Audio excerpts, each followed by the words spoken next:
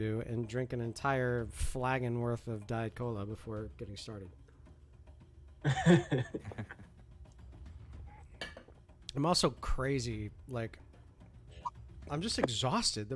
The move is been driving me nuts. I have never done so many deadlifts before. Oh yeah, I hate moving so much. I hope I never have to do it again. Me too. Being Not for the only years. man in my family sucks because they expect you to do so much, and I am so extremely out of shape. I still got half a house to move, so Yeah. It's a slow process that happens over many years, for what I've understood. All right, it looks like we went live. I'm sure there's problems. How's everybody doing? I'm Bizarchus. Welcome back to our wonderful 5th edition homebrew campaign. I am Bizarchus. I'll be your DM for today. This is a community-based game, so if you would like to join us in our Vanguard, which are going to be our players right over in this corner, you may join us in the Discord.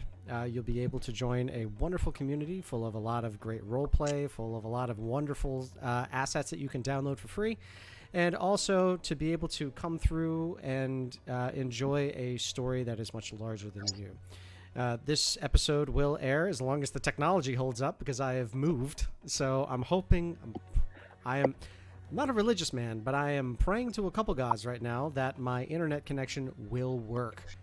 If it doesn't, I'm sorry. I will do my best to make it up for you as soon as possible. But in the meantime, I'm hoping for the best. So, as we do our best to try to navigate a crazy amount of audio issues and connection issues, let me recap a little bit about what happened in our last session. In our last session, we had an 8-player Vanguard who went and tried to avenge our fallen comrades. Fallen comrades were Sir Rigel Bone Rattler, Halvis, the Halfling Necromancer, Nerbera, the Firbolg Ranger, and Kingdom, the Wizard Goblin. As they had all died, they needed to be able to recover their bodies in order for a resurrection ritual to be possible. But there was also the danger that that Omogbufu and Noab Toast, the mighty ancient blue dragon, had posed to the party and had posed the entirety of Felden's birth. The war raged down below them, the battle seeming vicious. Using their airship, they docked themselves at the very top of the obelisk that has taken over the majority of Felden's birth, while the combined efforts of Micel's Dalo, your caravan, the Felden's Birth Resistance, the dwarves of Beryl Tor, and the elves of Eldadamine created a massive wave of fighters that tried to take back what they could. As Dominic Felden and his team tried their best to provide assistance, what they did is provide a second army. They were able to find a very clever way to bring the dwarves of Beryl Tor and the elves of Eldadamine together, which they don't like each other very much, while the players were free to be able to go after the general and his lieutenant. After a very harrowing fight and nearly losing a few of their party members, they were able to defeat both Omogbufu and Nob Toast. As they disperse and they get themselves back, they take the treasures that they could back with them. And now they're on top of the obelisk to be able to try and find the remnants of their party. As they do so, that is where we're going to start our session. So joining us, actually, before I have the players introduce themselves, I'm going to describe a little bit about the stream. So we do this very homebrewed, so you're going to see a lot of things that are too powerful or that are going to be a little bit off the cuff. Don't worry, I don't care, because it's fun. This is a rule of cool game. You're also going to see in the bottom right-hand corner of your screen, right below your chat window, is going to be a little purple bubbles called Trouble Bubbles. You can turn those in to gift the caravan, which is the entirety of the campaign. Wealth, supplies, weapons, cool alchemical bombs, inspiration. You can fire off a volley of arrows or a fireball for free. And you could potentially deter or change the pace of the game. So with that, I am going to describe something very big in our game. These are tarot cards. I use inspiration cards for my inspiration. So there are 4 ways that our players can use these. You can turn it in, and you can reroll any dice. You can gift it to another player, and they can reroll any dice. You can force myself or the Ravenous, if we had any today, who are going to be controlling all the monsters who provide challenges. Or you can tempt fate. You tell me that you want to flip the card over, and whatever concept is on the other side of this card is going to affect the game at some point during the session. Some of them very good, some of them very bad. So joining us are players that you've all seen before, with characters that are being introduced or reintroduced. So I would like for Black Irish 19, would you be so kind as to introduce yourself and Maresh? Hello, my dear friends. I am Black Irish 19 here on Twitch. And this is Maresh, the Water Genasi sorcerer with a prosthetic leg. After a long and terrible battle to rescue his fallen friends, here we are now, ready to see what we can do to get them back. All right. Thank you again for joining us today. Very much appreciated, and hope you had a wonderful Thanksgiving. Grassy Donny, welcome back. Would you please introduce yourself and your dragonborn dragon puncher, Rillo? Hola, me llamo Grassy Donny. Grassy Donny, hey. I'm back from, half a year. I'm not on Twitch or anything. I've just been out doing Hooyah stuff.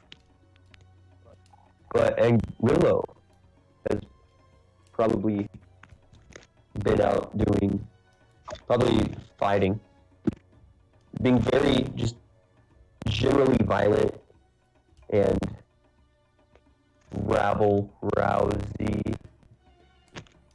and just what's the word that means, like a nuisance to the public, a general public nuisance. And has apparently done that so much that he was able to get to level 10 in game. Well, and that's my character. Oh, the Dragonborn monk, by the way. Mm-hmm. And lucky for both you, for the caravan, and for the enemies of the caravan, there was a war going on outside, so you had no shortage of mischief to make. Introducing a new original character from Mad God Cthulhu, which I believe this is his 4th or 5th introduction at this point, which is always awesome. Livia Darkbloom, would you please be so kind as to introduce yourself and your new Drow Ranger?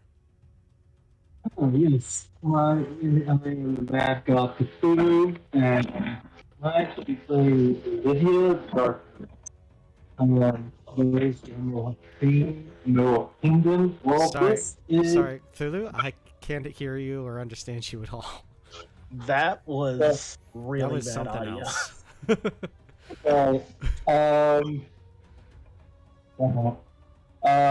The link again, I am the Mad God Cthulhu, and I'll also be playing Livia Darkness. Those who have watched the stream know of Kingdom, the Green Goblin. Well, this is his significant other, a assassin rogue / ranger who have given up that type of life to start a family, but now that Kingdom and the source of happiness, one of the few sources of the happiness, is gone, he has decided to take the blade once again. All right. It's wonderful to meet Livia Darkbloom and your new character. We'll work on the audio as much as we can during the session. So thank you very much for your patience and assistance. Lord Sounds like Geyser an old 21. CB radio. It really does. It sounds like the when I had to memorize a Robert Frost poem for high school. It sounded like actually Robert Frost saying his poem. Lord Geyser 21, would you be so kind as to introduce yourself and your original character, Kinzoku Guru?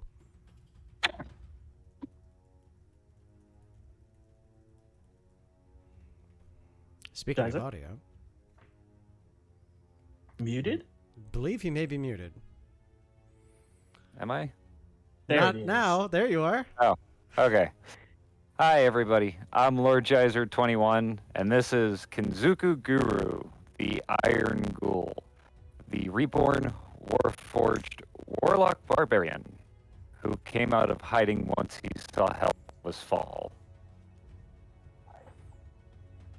Okay. Thank you very, very much for all of your contributions, everybody, and I very much appreciate everything that you're bringing to the table today. So this is going to be our session, and once again, oh my goodness, sorry, connection issues. God, I love technology. So, as we get started, Piney and the expedition drop you off on the side of the obelisk. You getting ready to go and try to find your friends. As you get there, you can see what appears to be your friends' spirits, or some kind of an illusion behind each one of these large blue portals, of which you did see Bufu come out of. They're still active and look like they're still going strong. There are 4 portals in total.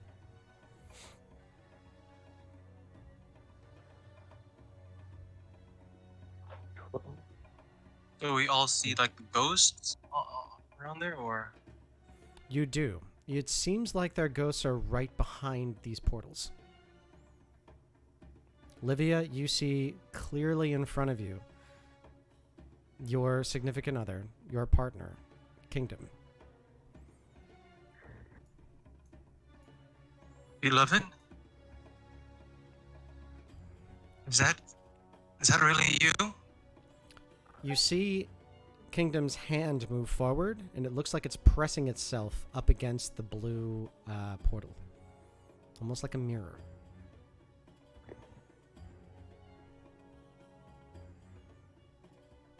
Kingdom?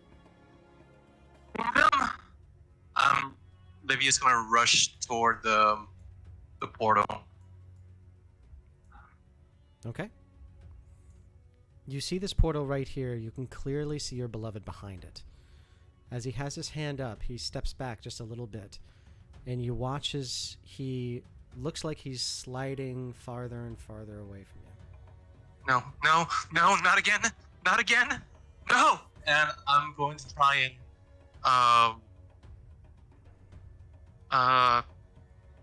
and reach through the portal if I can. Okay. You dive in. The rest of you see Livia and Kingdom disappear. Rush over there, just to the foot of the portal.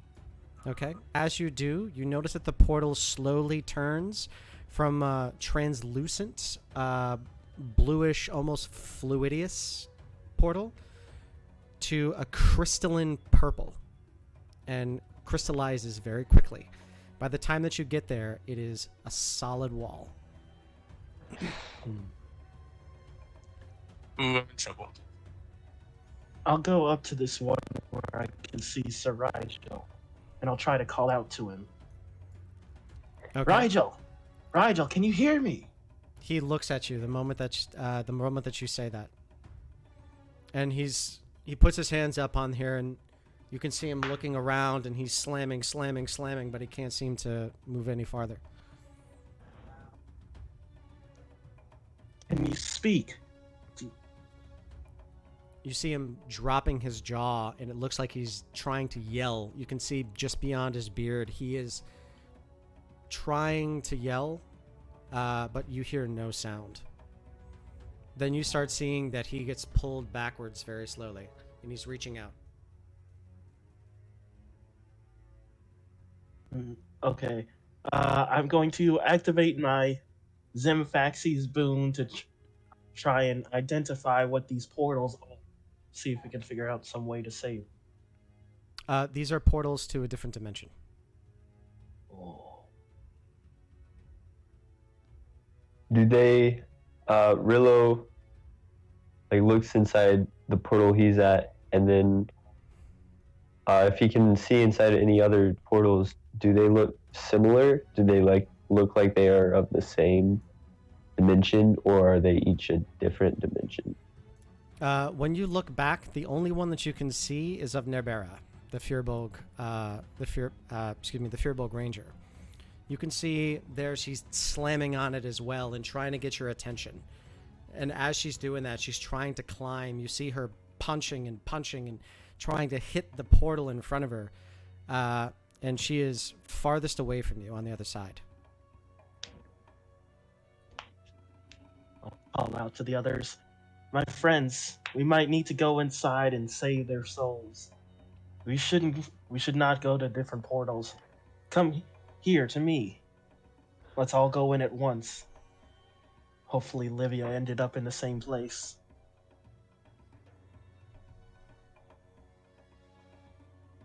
Okay. Rilla's gonna go to heed Maresh's call. Okay. But all the while, looking at the portal to Nerbera, seeing if it is starting to crystallize, or if it seems to be like some sort of, if you interact with it, it begins to crystallize. I understand what you're asking. You're looking up and you don't see anything. Kinzoku, though, as you're looking past where Maresh is, you can clearly see your old master with only one arm because the other one was torn apart by Knob Toast. But you can see him trying to grab and trying to cast along this portal. And he is to the one to the farthest north. He's the one in the largest of the portals.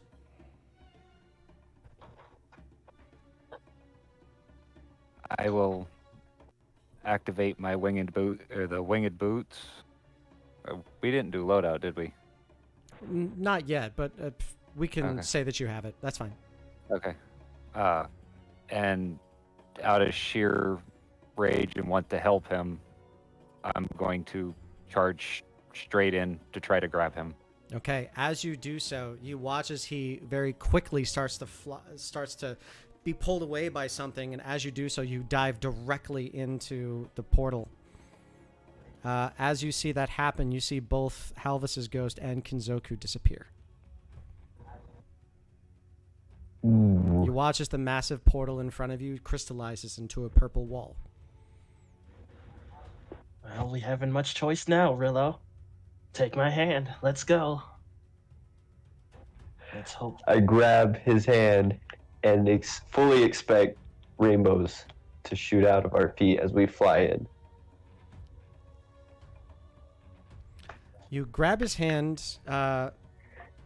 A very beautiful song plays in both of your heads. Nothing we can say on Twitch. Yeah, the rainbow is coming from your hearts, maybe not from your feet. But as he grabs your hand and runs forward, Maresh goes through first. And as that happened, Rillo, roll me a strength saving throw. All right. Oh, wow. Oh, that's what I forgot. I'm on a new computer. I don't know if I connected it with... I don't know. I don't think I actually needed it. Right. Oh. That's fine. So so you can download that on the other side, but for now, just roll me a d20 using the Roll20 app, and then tell me what your strength save is. My strength saving throw is +5. Okay, so that's a 21 total. So go ahead and download the Beyond 20 extension while we're in the middle of this, and then I'll come back to you. So, Maresh, as you run through, you immediately feel some kind of strong, ripping sensation coming from the hand that's grabbed onto Rillo. Rillo, you feel your knuckles smash against something incredibly hard, and then it pushes back against you like you're smashing knuckles with somebody else who's also throwing a punch. As that happens, your hand flies back. You fly back. You take no damage, but you do fly back about 15 feet away from the portal as Maresh and Rigel completely disappear.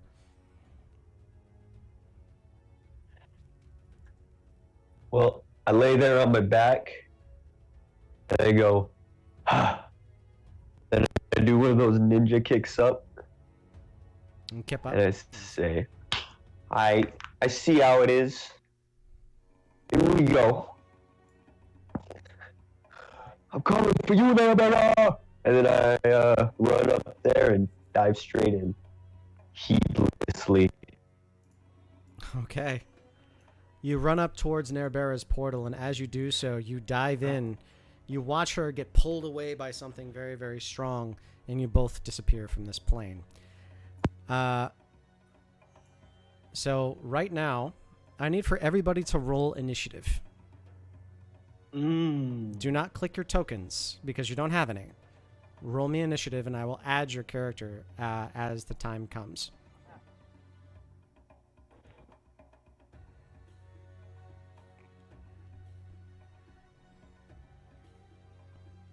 For you, Rillo, you feel free to just roll the d20 and then tell me what your initiative modifier is. I click the link. Does that just it's ready now, or It'll either say add to Chrome or remove from Chrome. okay? Until you get I that think it's installed. It download. says Beyond 20 has just been installed or updated. Perfect. Then you should be able to roll it with your character sheet. I was gonna say until you got that downloaded.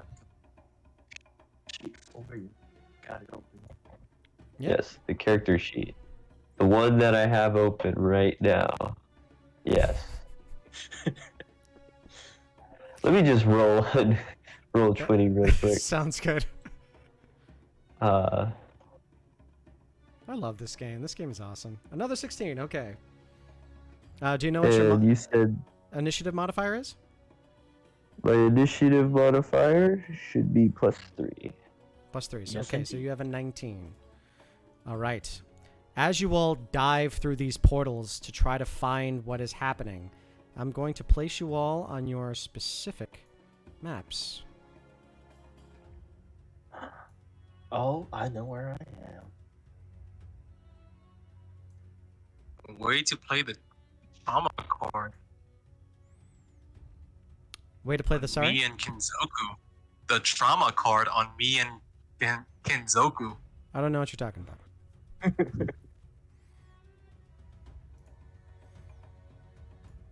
Also, as a DM, I kind of have to do some from time to time. Fair. This is gonna hurt. We have broken the #1 rule of D&D. Don't split the party. Tell the DM about your loved ones. That has nothing to do with what I decided to do to you all today.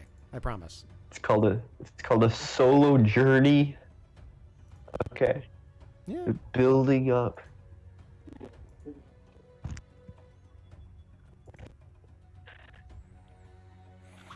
Okay. Kinzoku, what did you roll for your initiative? 17. 17. Rillo, yours is a 19, correct? Maresh, what did you roll? I got a 13. 13. And what did Livia roll? +5, with a +5 initiative roll. Initiative bonus. 19. So it's okay. 19 total. Okay. So I know what the initiative is. I don't believe you all will be able to know. That being said, let me see if anybody has the same role. Between Livia and Rillo, who wants to go first? Rillo can go first. Okay, you got it. All right. As you all get into this, to these locations, each one of you take a look at this odd space before you. There's only some of you who know what this is. This is somewhere where you saw someone. It was a female presence.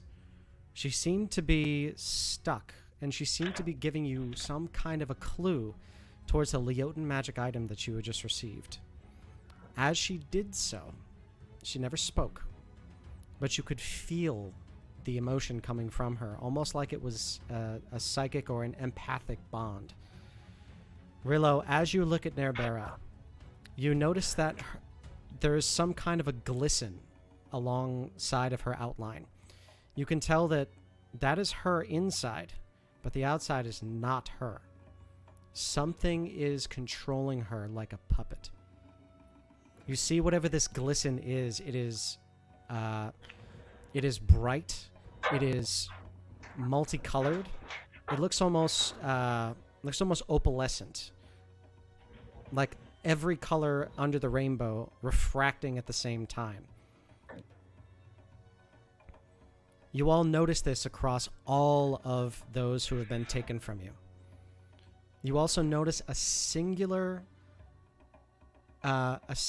beating heart amongst all of them, and you can see it slowly beat inside each one of the ghosts. That is the only thing about them that seems to be tangible. The rest of it seems some kind of a ghostly apparition. So Rillo, as you look at Nerbera and this woman behind her, this woman appears to be about 12 feet tall, wearing a long, flowing white robe. Her skin looks entirely pure, not a single blemish whatsoever. She looks to be almost celestial, but not one from the upper planes. She looks the vision of heaven. As she puts her hands on Nerbera, she looks at you. She gives you a sign that, and she gives you a feeling of remorse and of comfort. As Nerbera puts her hands behind her back slowly and takes out a bow. She knocks it, pulls, and aims it towards you. What are you going to do?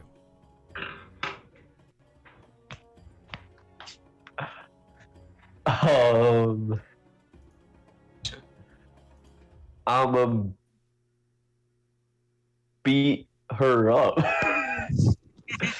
Okay. Oh my gosh. Oh yeah. I'm gonna roll for initiative. That's what I would do. It already happened. Okay. Yeah, I'm gonna run at her. If I'm able to. You are absolutely able to do so. Oh, oh.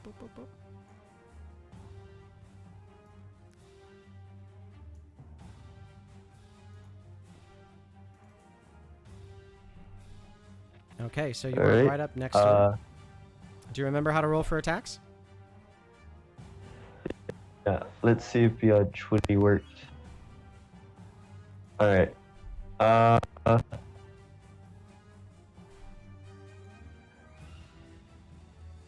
For all my viewers, you're going to see my screen going much. white because I am taking the battle things out of the main screen.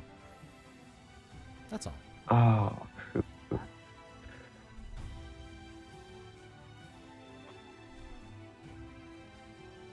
Alright, yeah.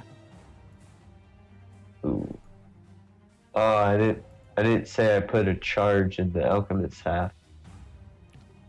That's correct. You didn't do that yet, but you can do this on your next turn as a bonus action. All right. So for now, I just yeah, I will use that. Oh,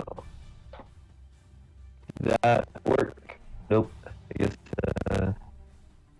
You want me to roll it for you? Sorry. I got your sheet pulled up.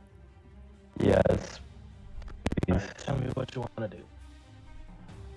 I'm gonna smack her with the alchemist hat.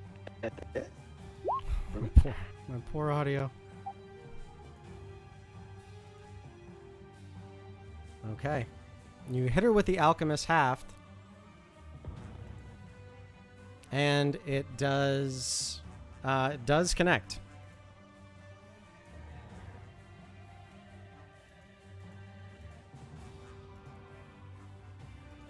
Nice. Does it? Can I make a perception check to see if it hurt her as much as it usually would? Okay. You smack it upside of her body, and it seems like it did do a decent amount of damage, around about what you were expecting. However, you see that the ghost inside is unaffected, but the shell is starting to crack. Ooh, that's not good. And I could see the ghost behind her, or is that another figure entirely? It's another figure entirely. It is the apparition, or sorry, it is a clear vision of a woman who's 12 feet tall in white robes.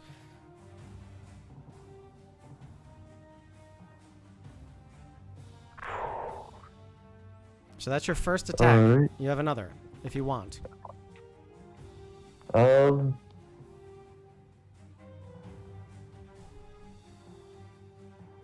Then you have your bonus actions. Okay. Yeah, man, I don't know. I know. This is tricky. I'm gonna try. Against Rillo's better judgment, or as he would think, better judgment. Instead of going for a next attack, he tries diplomacy, and he'll say,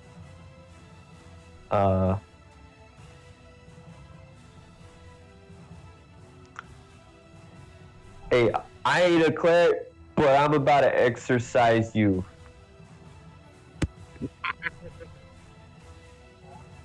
Got it. Roll me an intimidation check, please. Alrighty.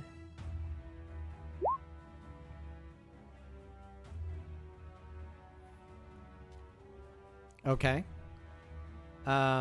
So as you're like intimidating and you smack her up on the side of her body, you see that the woman behind doesn't change her facial features. She looks like she still is consoling and trying to be empathetic towards grief. As this happens, you're flooded with that feeling as well, but you're not flooded with the sensation that you're doing something wrong.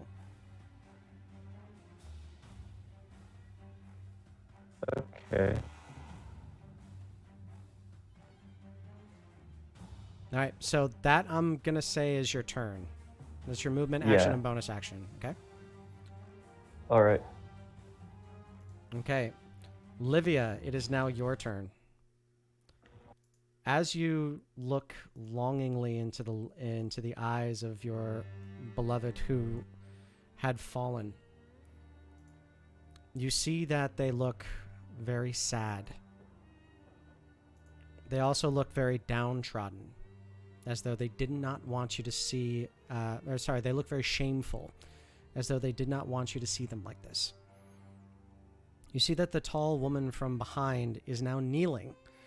She is sitting on her heels, and she is putting both of her hands on the shoulders of Kingdom, and she is beckoning you to come forward.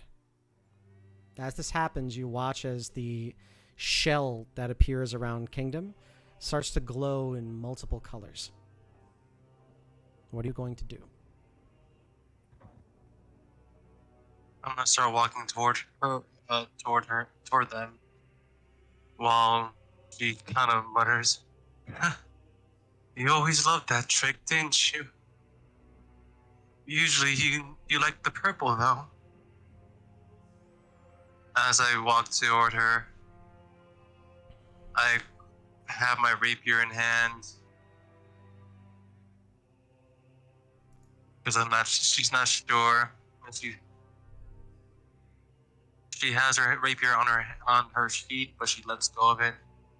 She'll start reaching out to Kingdom, to his little face, and try to caress it.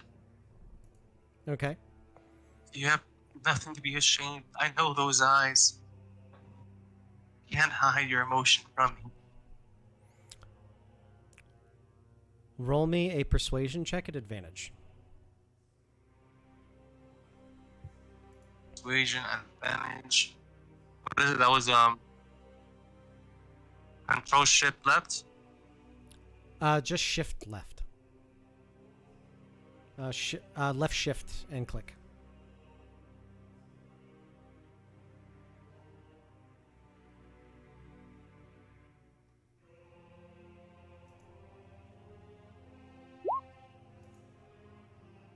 Ooh.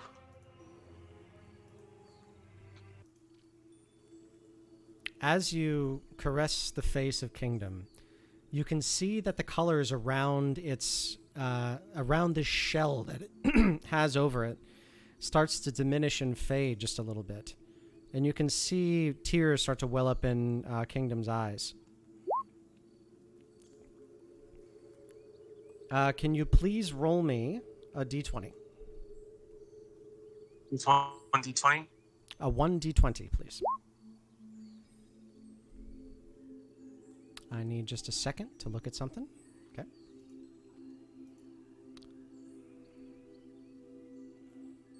And I'm just gonna whisper as she's with tears in her eyes. Estelle misses you. She doesn't know what happened. She can't understand. You watch as the heart that is inside of his chest start to beat faster. And when that happens and your hand caresses and you say what you say, you watch the outer edge of that shell start to crack along the chest and start to shatter. It's still there, but you watch it start to break apart. Bonus action?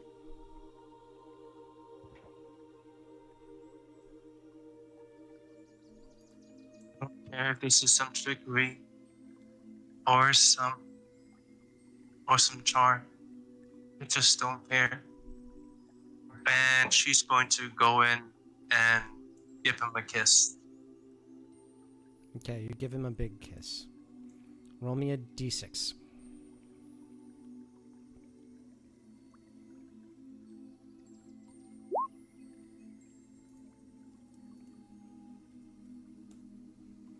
As your lips pressed against Kingdom's face, you can feel almost like you're pressing into the top of a creme brulee, and you listen to a small crackle. As you pull your face back, you remember the scent, and you remember the taste of Kingdom's lips. That is the end of your turn. Kenzoku, you look deeply into the eyes of your ward. As you look into his eyes, you see fury. All that you can see is this deep anger. And you can see this brooding hatred coming from underneath Halvis's cloak. You look at his hands that is constantly twitching and just in complete fury. The tall woman behind, 12 feet high, stands tall. She slowly strokes the side of his robe. She looks at you with a scene of concern. and she pouts her lip just a little bit to show sympathy. She pets him on the side of his missing arm. What do you do?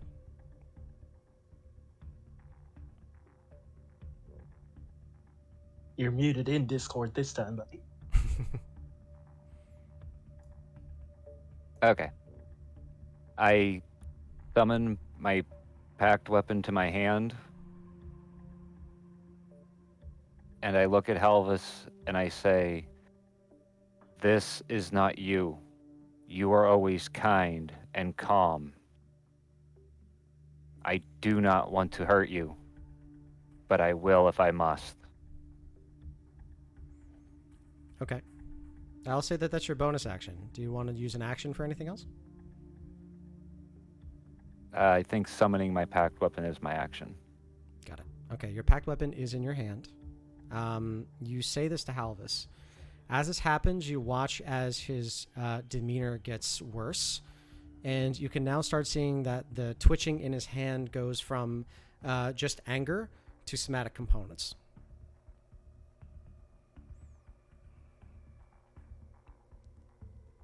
Are you going to move?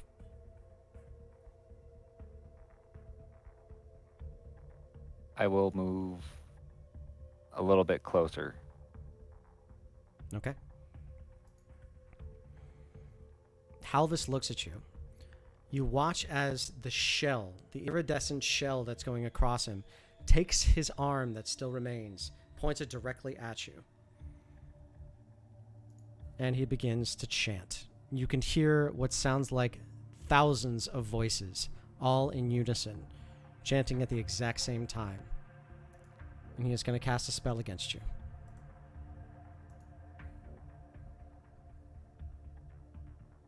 Eventually. Come on.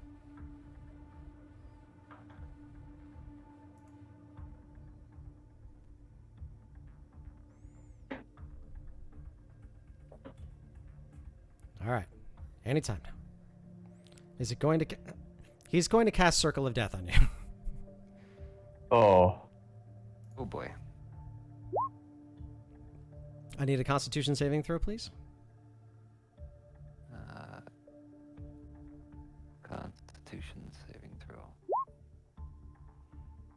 Okay, you're going to take 23 points of necrotic damage as you see the heart that's inside starts to beat furiously. Roll me a perception check as well.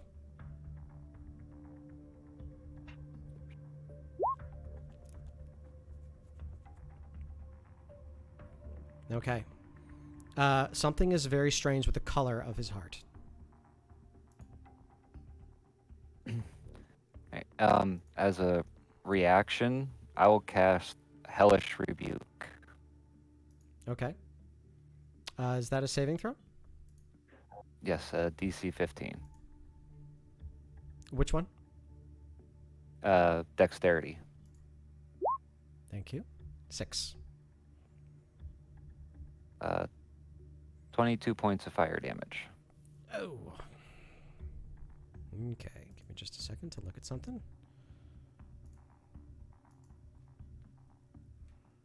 I just realized how many maximum hit points that Halvis had. Nice.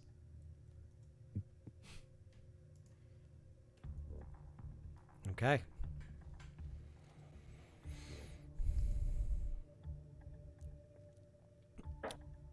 As that happens, Halvis looks at you. You see the woman behind after you hellishly rebuke Halvis. You both seemingly dealing the same amount of damage to each other. She doesn't change her mindset, but she does start petting him with the other hand. She does start rubbing his back gently.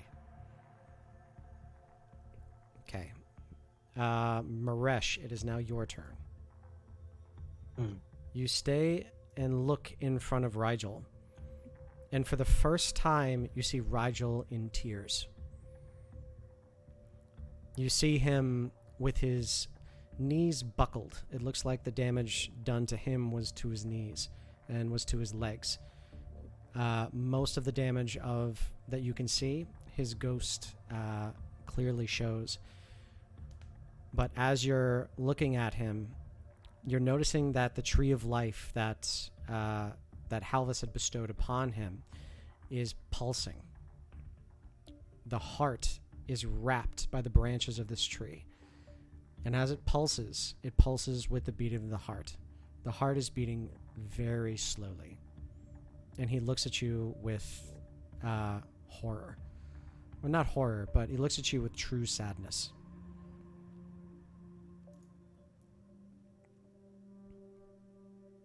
All right.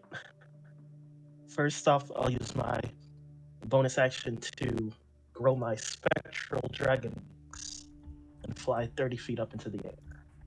Okay. You grow spectral dragon wings and fly 30 feet into the air.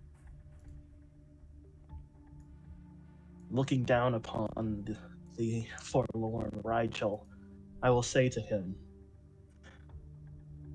Rigel, you are a mighty warrior. I can see your pain, and I have felt it myself as I pat my prosthetic leg. The two of us have come back from death. This will not stop us.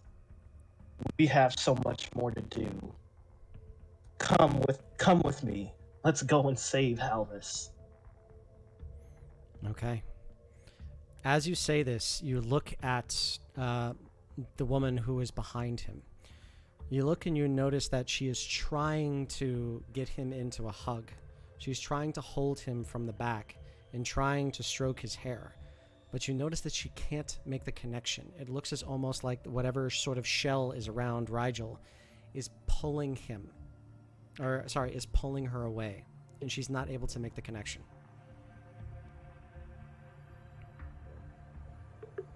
I need for you to roll me a persuasion check at advantage.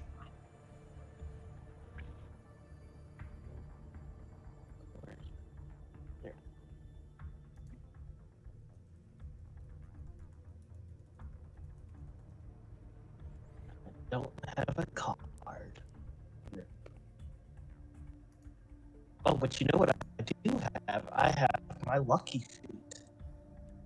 Okay, so you can re-roll. Then let me roll another d20.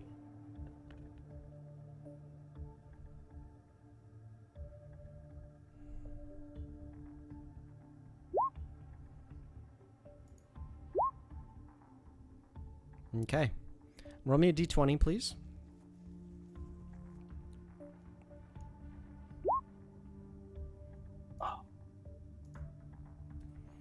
Okay. You do feel as though Rigel is starting to... that Rigel understood what you have said, but he looks as though he is so melancholy, so grievously sad that there's just nothing that can get through to him. But as you see him, what you believe, sniffle, and he tries to wipe one of his eyes, you watch as that happens, you watch a fleck of whatever shell is about him shatter away. It's very minute, but you do see it. Bonus action? I was growing the wings. Understood. I'm done. So that is your turn.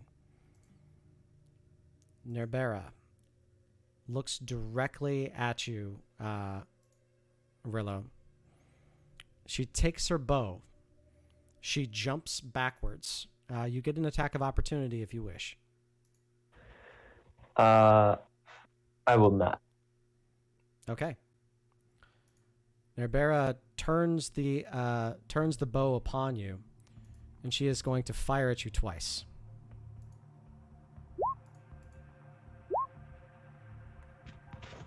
A 31 to hit and a 24 to hit. Well, okay. First thing I'm gonna do is try to negate some of that damage with the...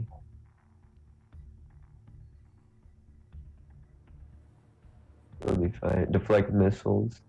Okay, so that's your reaction to deflect missiles. It's a D10 plus your monk level, So it's a 10 flat. Are you going to try to deflect the natural 20? I will. It Okay. will reduce some damage. Okay, so roll a d10, and then whatever that is added by 10. Yeah, and it actually says modifier of dex plus class level. Or that's the modifier. Oh, modifier dex plus the class level. Got it. So that's awesome. So it's 13 plus this 20. Or not 20. Is it 20? It's not 20. It's 10. Duh. 13 plus a d10 or 13 plus 10? A d10 plus 13. Okay, so roll a d10 for me. Okay, so 14, but it still takes 14 points away. So 14, 6, 6, so 12 total points of piercing from Nerbera. Nerbera also looks at you and does what every ranger always does, forgets to cast Hunter's Mark on you at the beginning of the turn. And Nerbera is now concentrating. Do I see her, like, curse herself? Like, crap.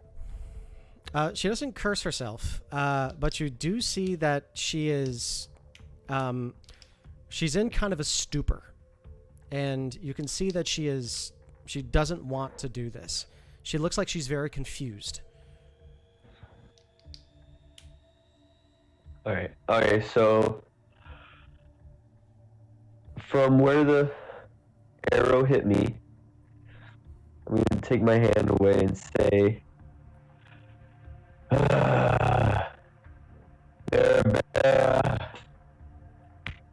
know that I'm not really the greatest at touchy-feely, but I feel like you don't want to be in this situation. I don't want you to be in this situation. It saddens me to much degree, and it makes me very uncomfortable because it's making me have to do something that is not fight. I'm doing this for you. This is physically painful. Please give me a sign that I can save you. As you are saying this to her, and as you're trying to communicate during the fight, I want you just to roll me a wisdom check. This is to go back in your mind to try to think of something. This is not a part of. This is not a part of combat. It's just because you hit something that's very, very much a story beat. Want me to roll that for you? Oh man, I rolled, and it was a 2 plus 2. So Rillo, you've seen this kind of confusion before. You've seen it when somebody is in the middle of a massive fight and they don't know who's who. It's the fog of war. And you've seen this kind of almost like half psychosis, but it's something that people can get out of. They just need to be snapped back. You've done it before. You've done it many times yourself. It's possible. And sometimes people need a strong shake, and sometimes people need to be coaxed back down softly. You don't feel like you're doing the wrong thing.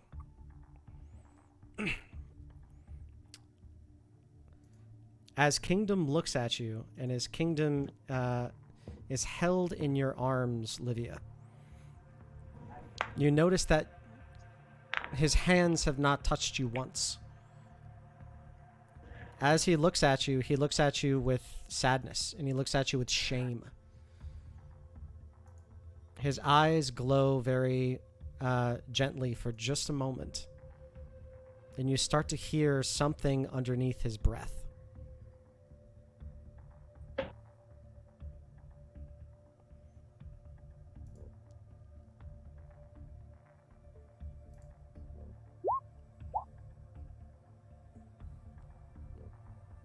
I need for... does 27 hit your armor class, Livia?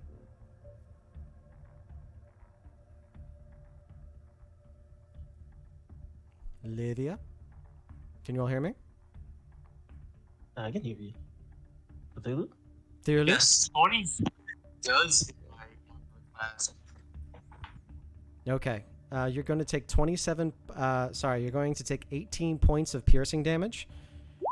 And he is going to try and, with his other hand, use his wrist cannon to shoot a crossbow bolt at you, but it's a 10 to hit, which I don't believe does hit. I'm going to use my evasion to well, no, not evasion. What's it called? Uncanny dodge? Uncanny dodge. Yeah. Okay. To half the damage. Okay, you only take 9 points of piercing damage. 9 points of piercing damage. Okay. All He right. hit me with his.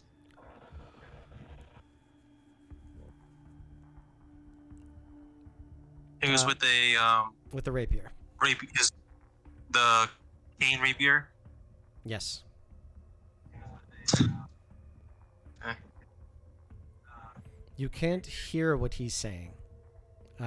It does look like his mouth is moving, though. As you look down, you notice that the rings of iridescent light are moving in a direction as though it is guiding his hand.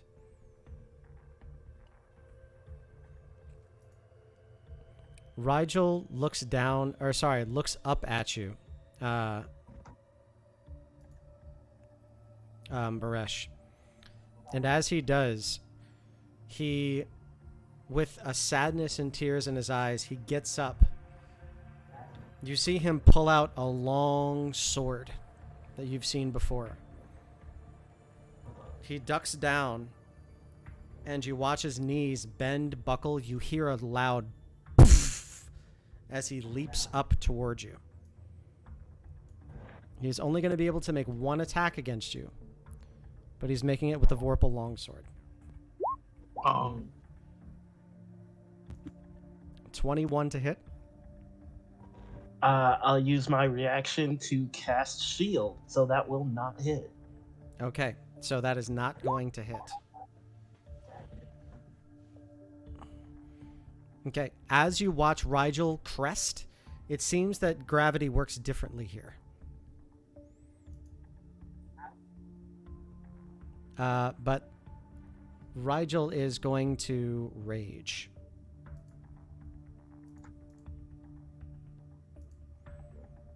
And you watch as the tears pour out of his eyes. You can see him, what looks to be screaming out in grief and misery. But you hear no sound. And to you, that is terrifying. As he falls back down to the ground, taking no damage. That is going to end this round.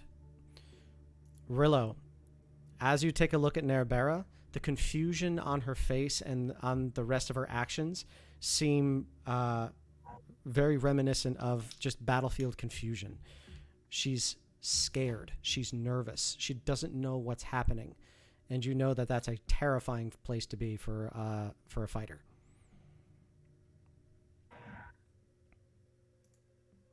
What are you going to do? Okay.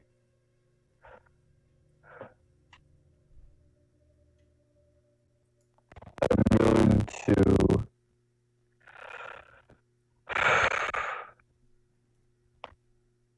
to try to run up to her, kind of just grasp her by her shoulders and say, "Focus up. Remember. You gotta remember your little cute little dragon mutt. Remember, he's here for you. They're there for you. They're gonna be there. I'm there for you. Like brothers and sisters in arms." Okay. Go ahead and roll me a persuasion check, please.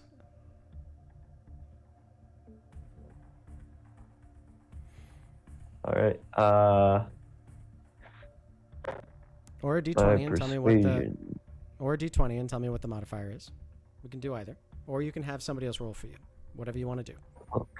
It's gonna be a straight 20. I'll roll.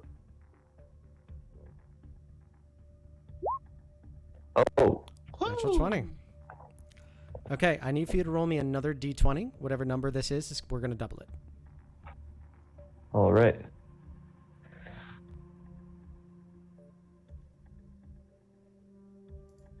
Okay. You watch as this happens.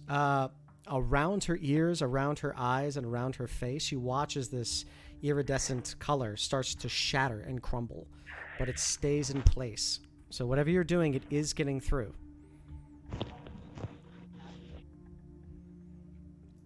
Bonus action? Okay. Relocesis is filled with a glimmer of hope and does his very best impression of Narabear's trait.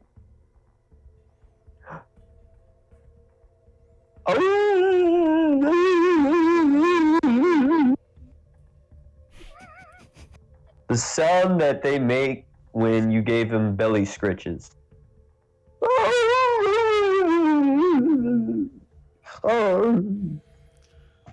Donny, Remember the belly scritches! Donny, I I love have this missed you game. so much. Roll me another d20. I'm gonna let you have that. That's and a card of inspiration because I missed you so much. Oh,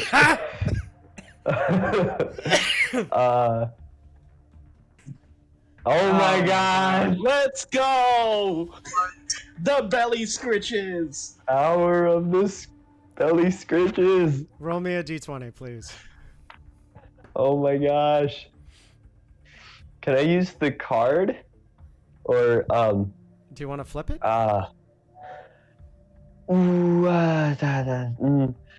You said there's 4 uses.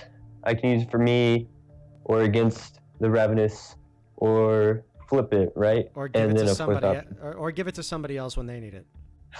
Ooh, I might hold it on for someone else. Okay. I'll roll my d20. No, roll the d20. Okay, we'll double that. Yes! You watch as that happens. The area around her chest begins to crumble, and you notice that that whatever shell is around her is starting to break. Okay, are you going to move? Oh, I did say I had grasped her by the shoulders, so. Okay, gotcha. All right. Kinzoku. It is now your turn. You're watching as Halvis is looking at you with just intense fury on his face, and he looks insatiable.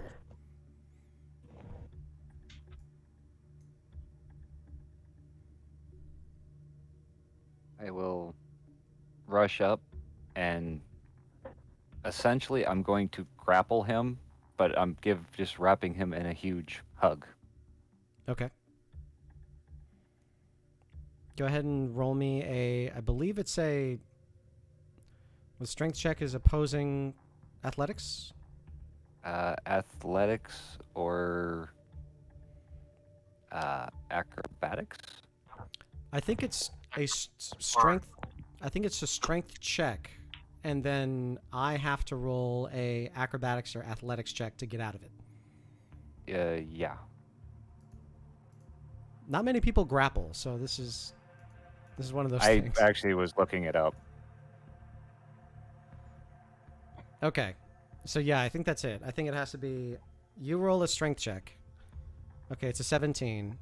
I'm gonna roll acrobatics. Natural 20. So as you do so, he ducks out of the way very quickly. You can see behind you, though, the woman does seem to try and join you in the hug from the other side, but he dives out of the way just in time. Bonus action? Uh,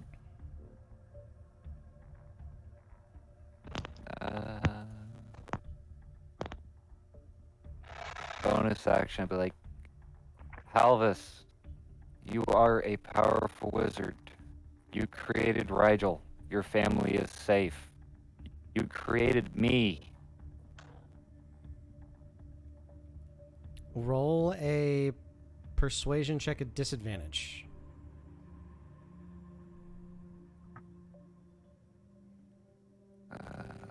Control.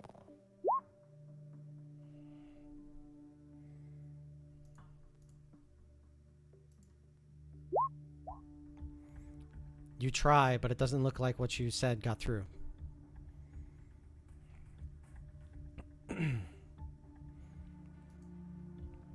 He looks at you in the face, and he takes the arm that has been petting him on the side of his missing arm, and he throws that one away. As that happens, he takes out his rapier, or sorry, his sickle, and he is going to try and touch you.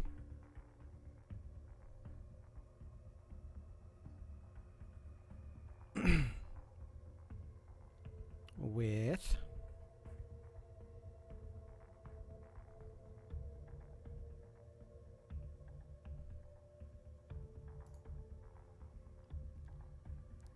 he's going to try to cast Inflict Wounds.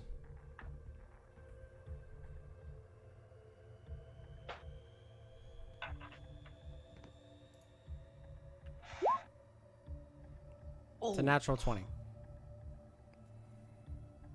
Oh, God, So- that's a lot. Donny, if you have a card, this is the time to use it. I would like to use my card to Okay. benefit. Okay. Where's his name? Does Kinzoku. a 16 hit your armor class, Kinzoku? No. Okay, it misses you.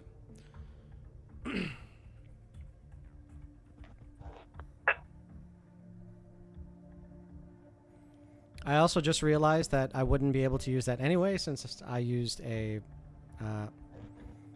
second 7th level spell that you don't have. So that was a 6th level spell, and now he's out. I apologize.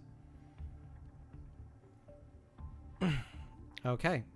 That is Halvis's turn. He holds steady. And you just see him, you see his heart beating faster, and he is pounding in fury. The woman behind is trying her best, what seems to be, to soothe him. Maresh, you look at the sword swipe that just missed you, and you hear it clash against your shield.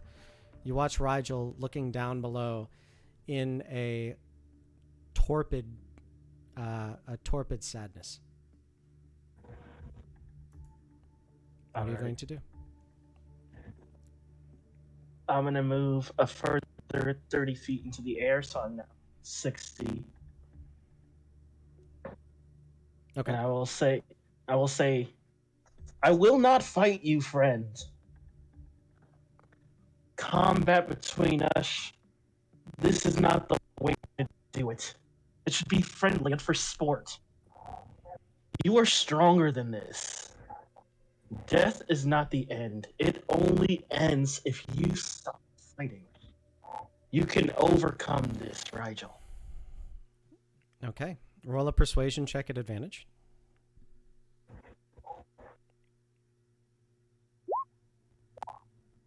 Much better. Roll me a d20.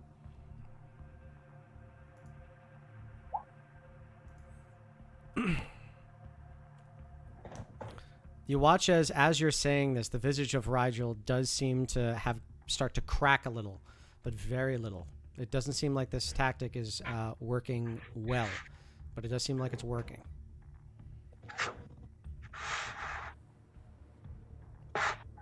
Okay. Maresh, bonus action? Nope. Nebera, you can hear sort of the crackling that's happening around Nerbera's shell. As that happens, she is going to kick off of you. And as she does so, she is going to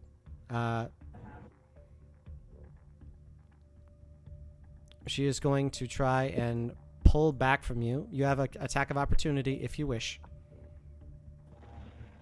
Can I attempt to stunning strike her? Sure. Attack of opportunity? Alright. Yes, you can if it So, lands. Alright. Does it still use a key point if I miss? Or It doesn't use a key point if you want to use stunning strike, it is a key point, but you have to hit first. So if you don't hit, you don't have to use a key point. If you do hit, she has to try to oh wow, thank you very much, Raleigh. I really appreciate that. If you make the attack, and if it hits, you have the option to stunning strike as a part of the attack, then Nerbera would get the opportunity to save against it. Okay. Right. Also, Vince, your audio went kind of robotic there.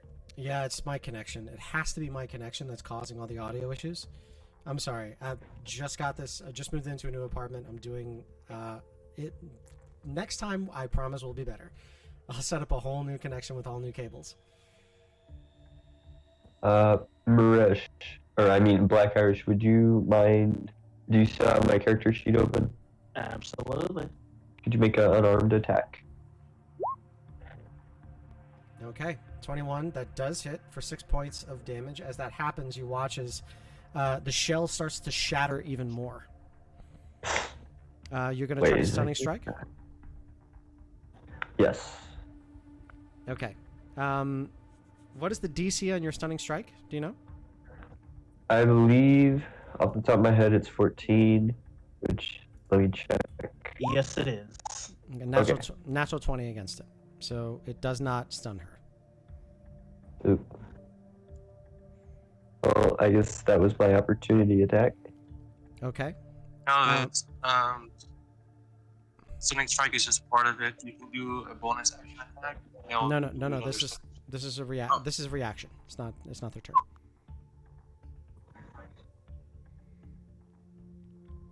Okay. They're going to use the spell Conjure Barrage at you. I need a dexterity saving throw, please. DC 15. As they launch a barrage of arrows in your direction.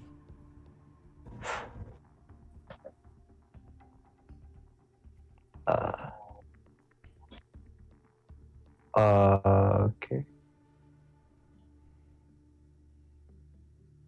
I'll roll that. That's +7 to... You take 9 points of damage. Dex save. Ooh. Can I use a key point to grab any arrows? They're all magicked. So, unfortunately, as the barrage comes at you, you aren't able to grab any. All right. You are going to take... Or no, actually, because you hit her, she has to make a concentration save to see if Hunter's Mark stays. It does. And you're going to take an extra 6 points of damage from the Hunter's Mark. Alright, so what was the initial amount of damage? 9. 9. So 15 total. Alright. Okay. Kingdom, with his sword cane out, looks at you and no longer trying to be sneaky about it. Just with a look of intense shame, takes out his other hand crossbow and tries to fire it into you. 23 to hit.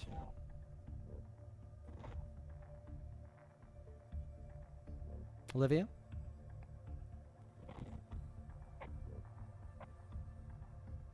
Olivia, does a 23 hit your armor class? Tap it with my uncanny dodge. Did was my turn skipped for the other one or? No, that we haven't gotten back around to you. The last person to go was Nerbera. Okay. Yeah, it's gonna be 8 points of damage then. Okay. 8 piercing damage. They're going to pump in Fury of the Small as well. So the total amount is 17. Half of that is going to be 8. So please take 8 points of piercing. Okay.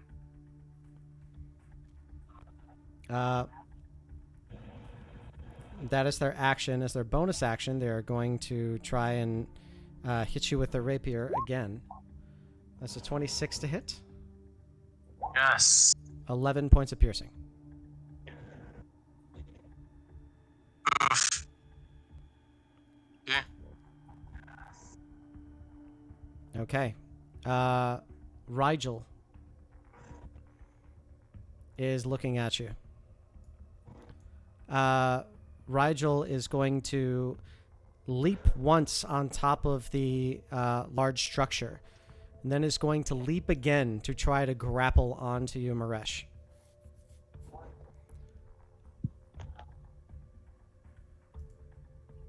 Rigel is going to roll this at advantage.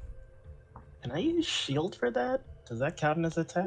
No, it's an ability check. But I rolled a 13, so I need an acrobatics or athletics check to exceed 13. Or meet or exceed 13 for you not to be grappled.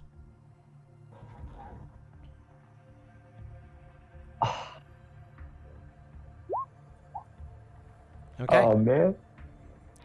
Rigel falls slowly to the ground after you stop him from being damaged.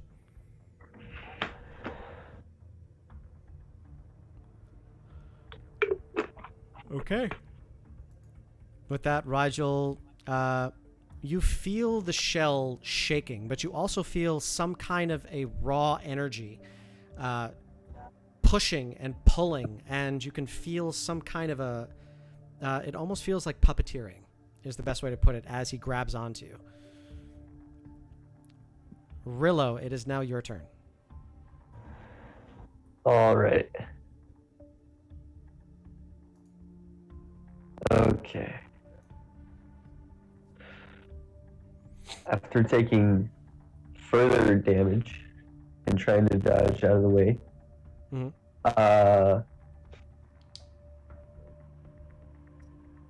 Rillo will say, "See, that's good. That's real good. But one problem, you're hitting me, and I'm your friend. Friendly guy here. Look at these pearly whites." And then I'll say, "Listen, you and I, we ain't so different.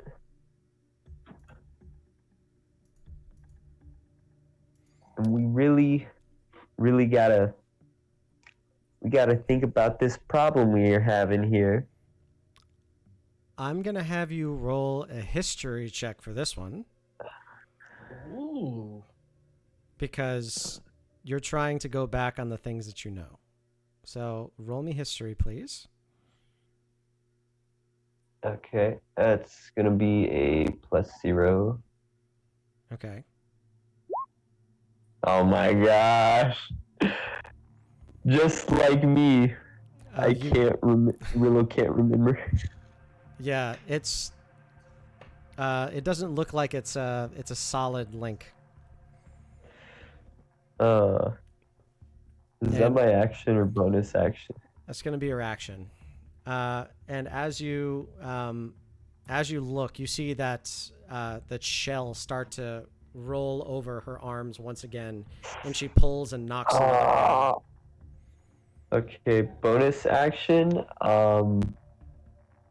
What is it? Prepare. What is it? Like You know what I mean? Like where you patient defense. Patient defense. Got it. So any attacks against you are going to be at disadvantage. Livia, I just looked back on the transcripts that I have. I did skip your turn. So you're going to get 2 turns on this one. I apologize about that. I am so sorry. So you'll get 2 movements, 2 actions, 2 bonus actions. So after the first step, she looks up to him and smiles, so with tears in her eyes, saying, "You, even in the afterlife, you kept the cane I gifted you. I hope it serves you well, better now than it did when you were alive. And I'm so sorry that I couldn't help you while you were still alive." Roll. She'll slowly, Okay. Go ahead. just slowly look up toward the figure behind him and scream out, "I don't care. Just take me instead. We have a daughter, and he was always the one to be able to make her smile. Take me instead." Roll a persuasion check, please, at advantage. Okay. Persuasion. Yes. Control shift or control left or Left shift click.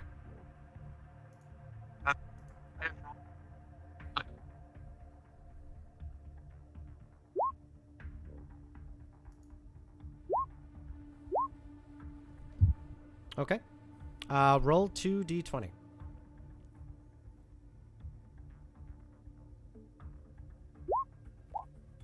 Okay. As you are saying this, it does look like the shell is starting to lose its luster. So what you're doing does seem to be working. As you look back towards the woman behind him, it doesn't look like she's changing her expression at all. As a matter of fact, she's now starting to give you a, starting to say, and try to, root you on. But she also is doing something that promotes, it looks like she's drawing something.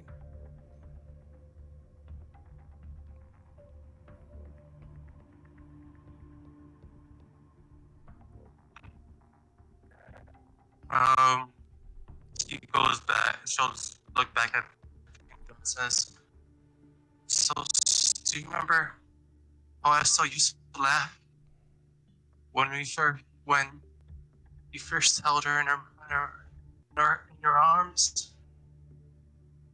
Do you remember the time when she was crying all night when you were away? Somehow, when you came back, all you had to do was make a face. And she smiled for the first time in the week. Do you remember the shows you would have put on for our little Roll me a lunch? persuasion check again at advantage.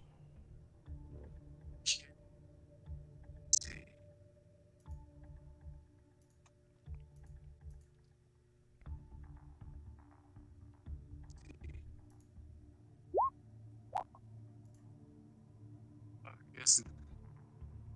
Nice.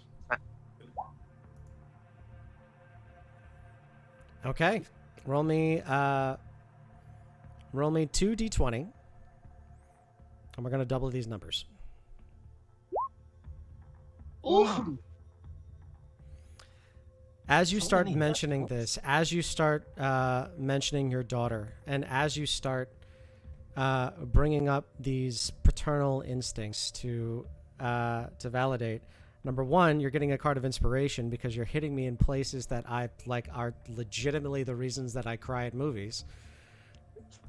And number 2, as you start doing this, you watch as the shell that is around Kingdom start to burst from what appears to be the inside as the spiritual apparition expands and grows. You watch as the heart grows as well, and as the spirit within grows and grows and grows, it shatters the shell completely. And you watch as all of these glistening sparkles come and start falling all around you. As that happens, you don't feel tangibly Kingdom's arms wrap around you, but you know that they're there. And again, you feel this wonderful sensation of your loved one embracing you tightly. As that happens, you feel an extremely warm and very slowly beating heart land into your hands. And eventually the beating stops. The sensation is the same one of Kingdom, and the spirit maintains its grip upon you, although you cannot feel it. The large woman behind now smiles brightly. That is the end of your turn. Kenzoku.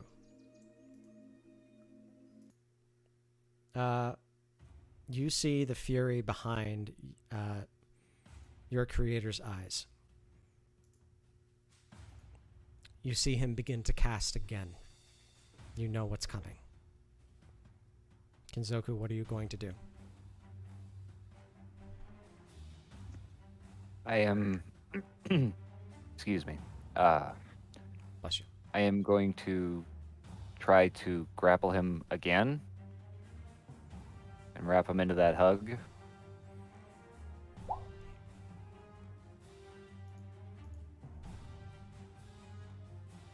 Okay. You are now grappling with him, and as you grapple him and bring him tighter, you can start feeling a crackling happening beneath you. And I'm just going to scream in his face. Keisha is alive. Maresh is alive. You held off the blue dragon so they could escape. They are alive. Your family has defeated the blue dragon to seek revenge for your fall. Roll me a... What's this one going to be?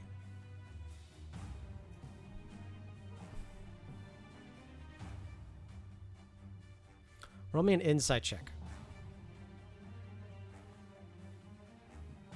This one can be at advantage. Okay. Roll me...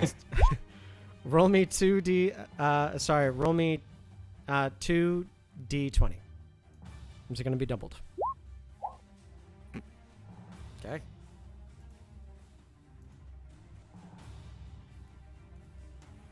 As you grip tightly and as you say these words, you see the fury in his face start to subside a little. And then it subsides a lot. As you watch that fury subside, you can feel this crushing and crumbling of the shell beneath your chest. You can hear it rumble, and you start to watch as all of these glistening parts and shards start to emit from you.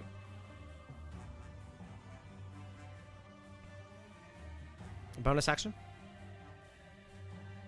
I would say that would be your full turn on this one, actually. Yeah. Okay. You feel Halvis start to tap you on the back as though it's trying to hit you. Then it stops and slows down, and he starts to try to grab for your shoulder blade as though a child is trying to grab on. And then you start to feel his lower jaw move again. He is going to cast another spell.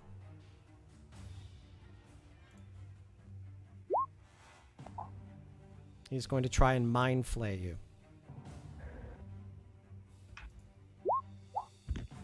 Does a 19 hit your armor class? 19 hits my armor class. Okay. That is 60-12.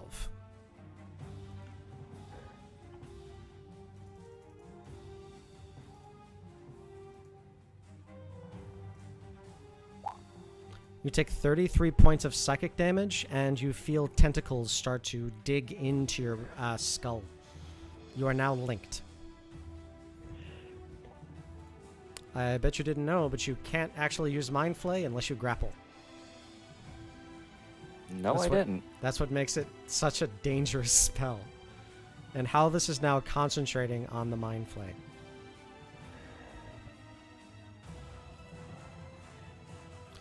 Maresh, it is or sorry, Kinzoku, do you have any reaction? Anything you want to do?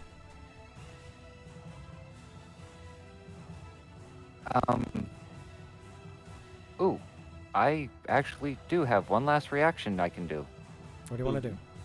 Can I counterspell that? You could. It is a spell.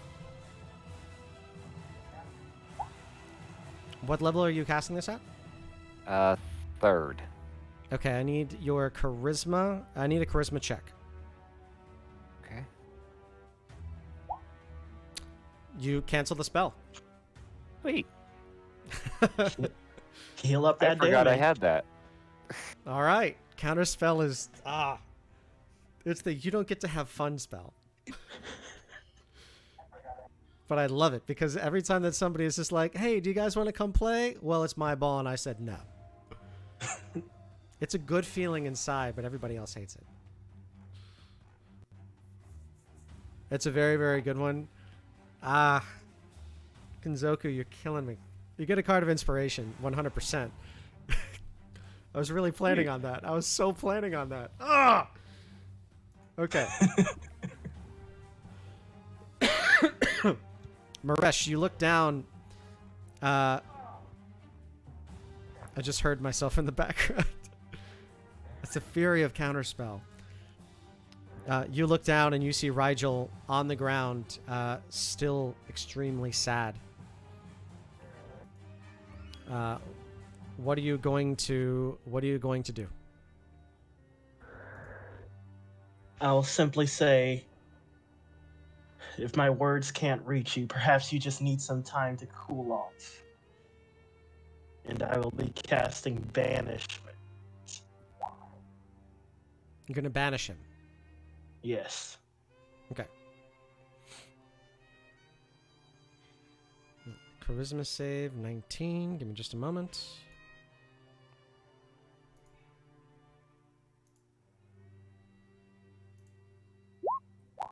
Nope.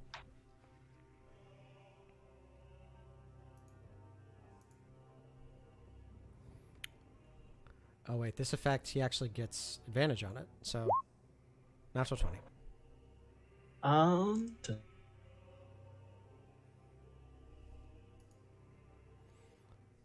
Okay. I heard you say something and then the audio cut out. Oh, I said I think my lucky feet might be able to affect that. I Unless I don't read think. something. I think lucky is only when you roll.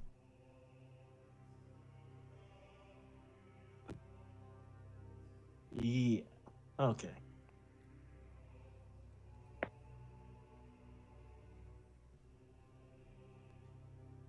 Okay, so he succeeds. he succeeds. I will just fly another 30 feet into the air Okay, you're at 90 until feet. he can no longer jump at me. Okay. You're now 90 feet in the air. Bonus action? I'll say, come on, I know you're stronger than this. We have things to do, people to find. Persuasion check at disadvantage. That's control, right? Yes.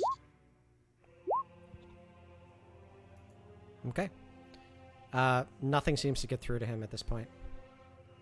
The fact that it was a natural 20 on the upper one, that infuriates me. Sorry, bud. All right. Rillo, Nobera looks at you very, very confused. But it looks like she's getting more of her... she looks like she's getting more of her bearings in front of you. Even so, she continues to look terrified. And in that terror, she is going to pull her... she is going to pull her bowstring back with 2 arrows and fire them into you. 13 and 23 to hit. 13 does not hit. 23 will. Can I use a reaction key point to grasp the arrow? Yep, you grab the arrow right out because it's less than 13, so it's all taken from you. Oh, sorry, the Hunter's Mark is still active, so you're going to have to... Actually, no, I don't think that would affect because you've caught the arrow. So any damage it would have done is fine. Awesome. You know what? I don't think I can rule it like that. I think I'm gonna have to Should we rule look it up Hunter's Mark? I think I'm gonna have to rule it as 17 points of damage because it's supposed to be an additional 6 points of damage to that attack. So if I so if I say that it's that way for anything else, then it's gonna affect all the other attacks and damages. So go ahead and roll me the d10. If you get 5 or more, then all the damage is negated. Come on. Lucky internet dice. Okay. All the damage is negated. You've caught the entire arrow, including the damage. You could spend a key point to throw it back. I do not think I want to do that. Okay. You got it. All right. That is Nabera's turn. Nabera is going to try and climb up onto the top of this area, which is 10 feet high. Okay. Kingdom's Heart beats gently into Livia's hands. Sir Rigel, who is down below Maresh, he is going to, again, jump up on top of this structure. He is going to use his bonus action to go into a berserk rage. And he is going to slam his weapon down into the ground, lunging at Maresh up 80 feet. He is going to throw his sword at you, Maresh, the remainder of the way. So it's going to be a ranged attack.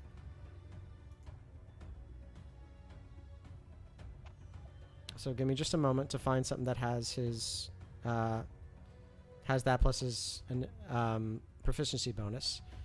3 plus 4 plus 3, so a plus 10 total. This is to hit. Does a 23 hit your armor class? Even if I use shield, yes it would. Okay. So I'm not gonna do that. So we're just going to take the one-handed damage from this roll. 16 points of slashing damage as the sword careens by you. Right.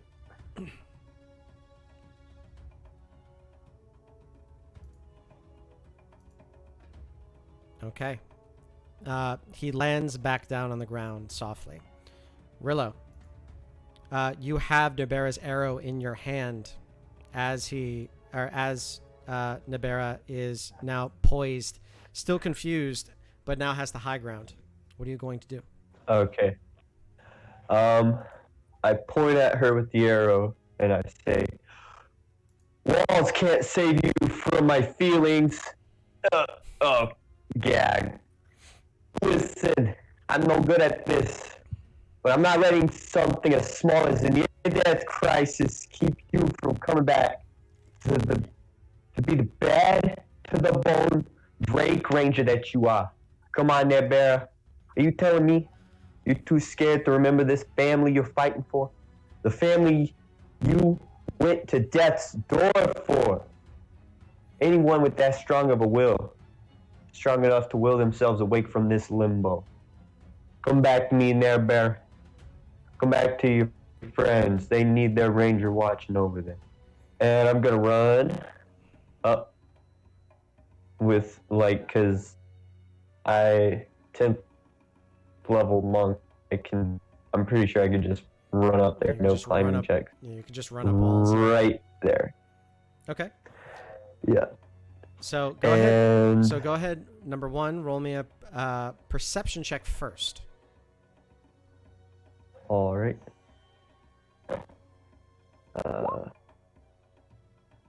What is that total? That's gonna be +2. Okay, +2. So So 17. As you're saying all this and as you're doing this, you notice that the giant or the very tall woman is doing this as she's like trying to get your attention, and she's like continuously like playing to hit her face as she looks at Nerbera. Go ahead and roll me a persuasion check at advantage. So hold down the left control. all and right. click. Left control. Yeah, I'm still doing it in the roll 20. I don't think that would work. That's fine. Just roll one more d20. Ooh. Okay. You try to talk your way through to Nerbera again, and it just doesn't land.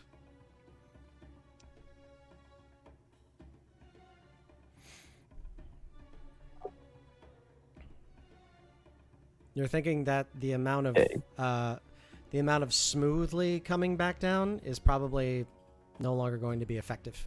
Okay. Do I still have a bonus action? Yes. Okay. Something in Rillo's mind, like, snaps. Like, he's put himself out here, and he realizes that even though no one else is around, he's opened himself up, which he does not like to do. When his original answer, which was just hitting her, was, and he's just like so angry, embarrassed, and he just punches her as hard as he can. Okay. So go ahead and roll an attack. All right. And I'm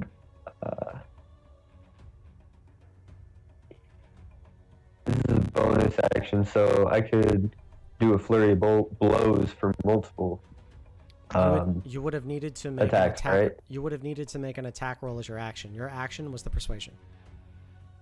Understood. So that's just can going to be one attack. one attack. Okay, that definitely hits. All right. And that's going to be, let me roll I did say punch, so 1d6 plus 3.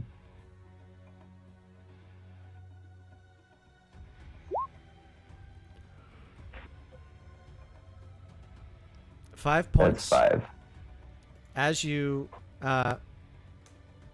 smack, you just go through and you try to nail Nerbera in the shoulder, the one that's holding the bow. You smack her hard in the shoulder. You notice that her form does not shift, but the shell that is around her does. It seems that whatever you've done, the shell seems to be taking all of the damage, not Nerbera. All right, I believe that's your whole turn. Yep. All right, so you did land an attack. Are you trying to stun her? This would be the time that you would tell me that you wanted to use a stunning strike. Oh. Yes, I would like to do that. Thank you. Okay, so that is a DC cons. 14. 14. Okay, they do save. All right. All right. Livia, you can feel the heart of your beloved kingdom in your hands. You watch as the rest of the items that they were carrying fade away into nothing. You watch as the large woman the very tall woman from behind now looks very content. She kneels down next to you, puts a hand over the back of your shoulder, puts a hand just underneath of his heart. And she looks calm to you.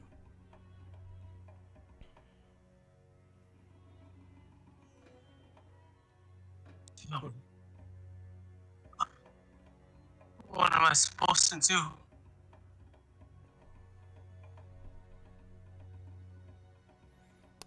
You feel something heavy fall behind you. Or sorry, you hear something heavy fall behind you. Immediately she grabs her rapier and with a snarl of anger, she turns quickly and screams, holding the heart protect eyes like a mad dog protecting something. Okay. You look behind you, and as you do, you see no person. You see no apparition. But you do see a lump of what appears to be a large black something. Some kind of earth. I'll walk to it and to see what it is. Check it out. It just looks like a lump of blackness. You can't tell. I'll go ahead and sheath my rapier and pick it up. You pick it up. It is very dense and very hard for you to hold. Or sorry, very hard when you hold it. Doesn't squeeze, doesn't do anything. It's some other kind of stone or metal.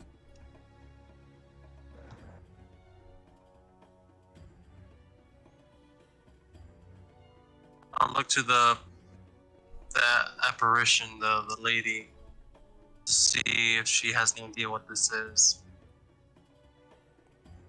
As she looks at you, she puts both of her hands together, and then you watch as she disappears. Instantly, I'll pick up the heart and the black item I picked up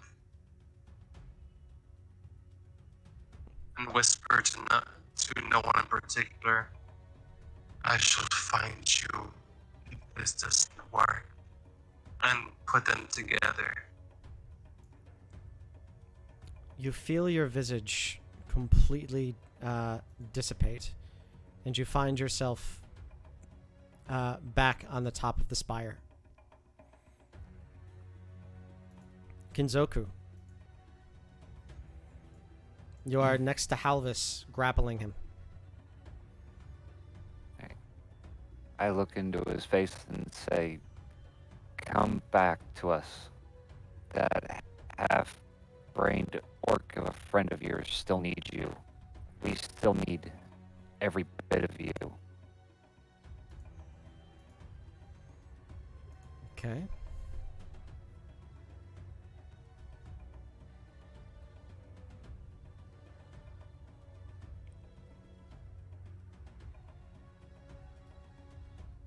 Roll me a persuasion check on this one.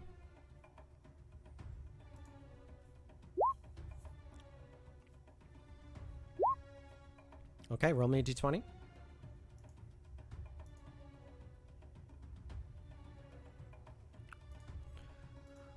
As you say that, you watch as the fury fades entirely from Halvis's eyes.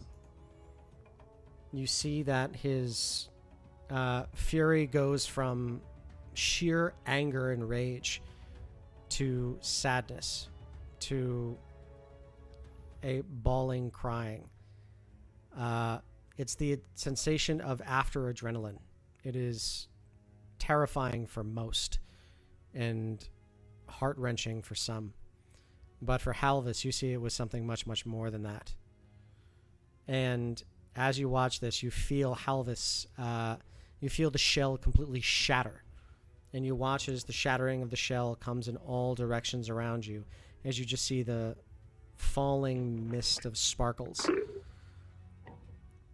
Very, very slowly, you feel his heart fall into your hands. and you watch as his visage starts to dissipate away.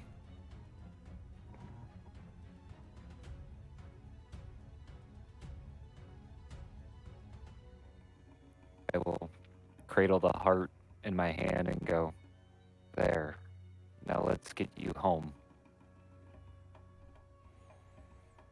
As that happens, you watch as this very the very tall woman, she looks at you, and she puts her hands over her heart. And then she drops them very quickly. As that happens, you feel something heavy land in your stomach.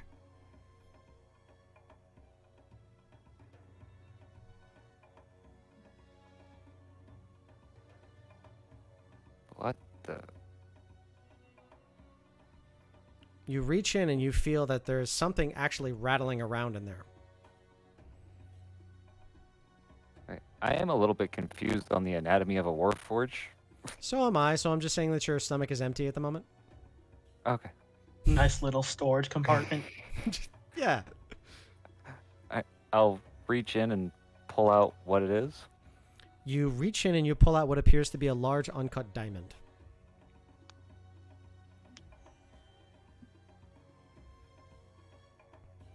As you have your hands on it, you notice the woman's visage disappear.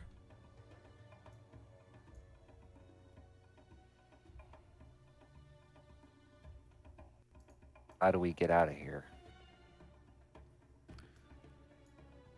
In moments that pass, you start looking around for any sort of way out, and you find yourself back in the top of the obelisk. Maresh, you look down at Rigel, now looking up at you with sitting onto the ground, looking mortified, embarrassed and frustrated, still crying long streaming tears. What are you going to do? I'll call out to him. Rigel, wipe those tears from your eyes. Halvis may have fallen, but his sacrifice helped us to defeat that dragon.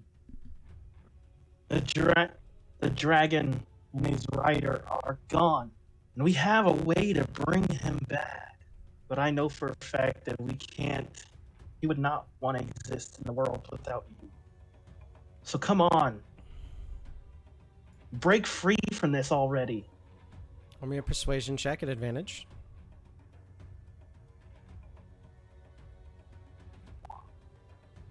Okay, roll me 2d20. Actually, hold on. One more d20. Because you hit all three of his things.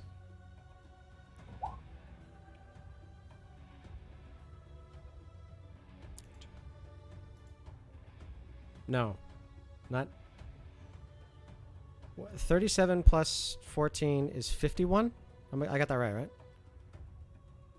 Yes. Okay. As you say all this, you notice that Rigel starts to wipe his eyes, and you notice that he starts slamming his hands on his chest and on his body out of what looks to be complete anger and fury. And as you notice that he's doing this, you're also seeing the cracks in the breaks happening all over the shell that's across him. And as it's happening, you're just watching the silent fury and the sound of cracking and shattering of some kind of a glass as you watch these pieces just start flying off of him. And now he's just covered head to toe in crackled crystal. Bonus action? No, but I will drop down to 60 feet. Okay.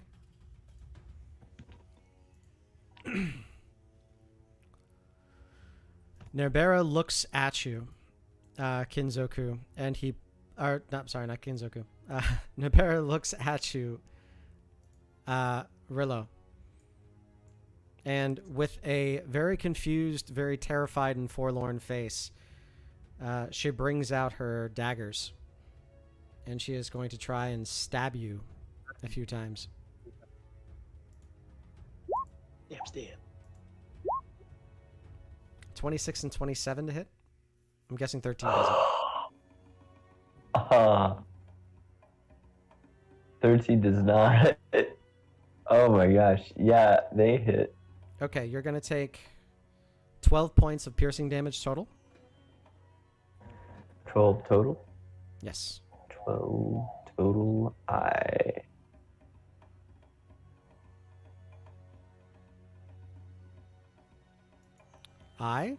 You okay? Are you up? Yes. Okay. No, or is it my turn now? No. I just wanted to make sure you're still conscious. Yes. Okay. No, I said like AYEII. Ah, okay. Got it. I'm a sailor. You are a sailor. Oh, I'm sorry. Should never do that. Okay. Nobera looks very, very confused. Is going to start to roll around to the other side, and you both are dancing on top of this circular pylon. Rigel is going to. Whoops.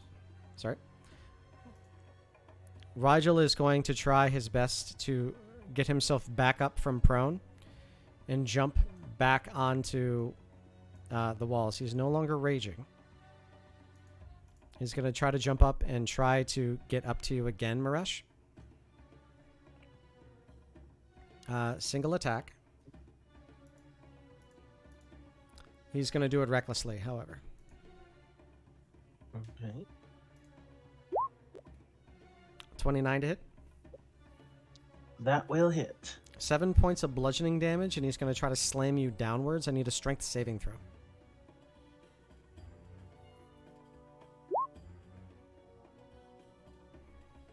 Okay, you're going to be slammed to the ground. However, since gravity does not affect you as much here, you take no damage from falling. Alrighty. And back on the ground. Mm-hmm. Okay. Rillo, you are in melee. What are you going to do? Rillo is like fuming, and he is just boom, punch, stunning strike. Let me roll. Or Rush, would you mind rolling? Yep. Unarmed strike.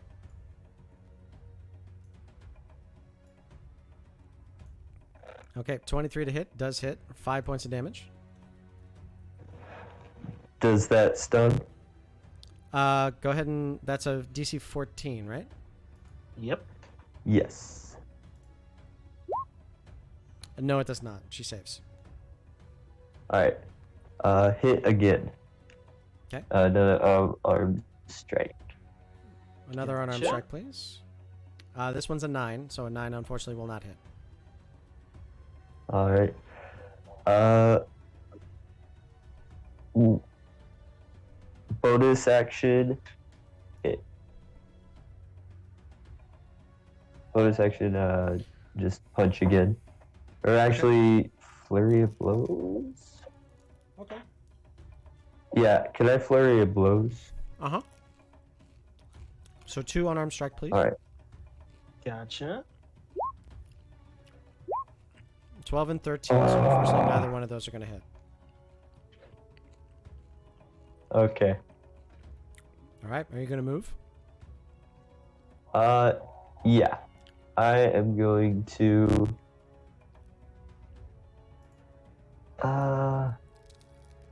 let's see. I have 50 feet of movement now, so... Where's the little ruler? I move right...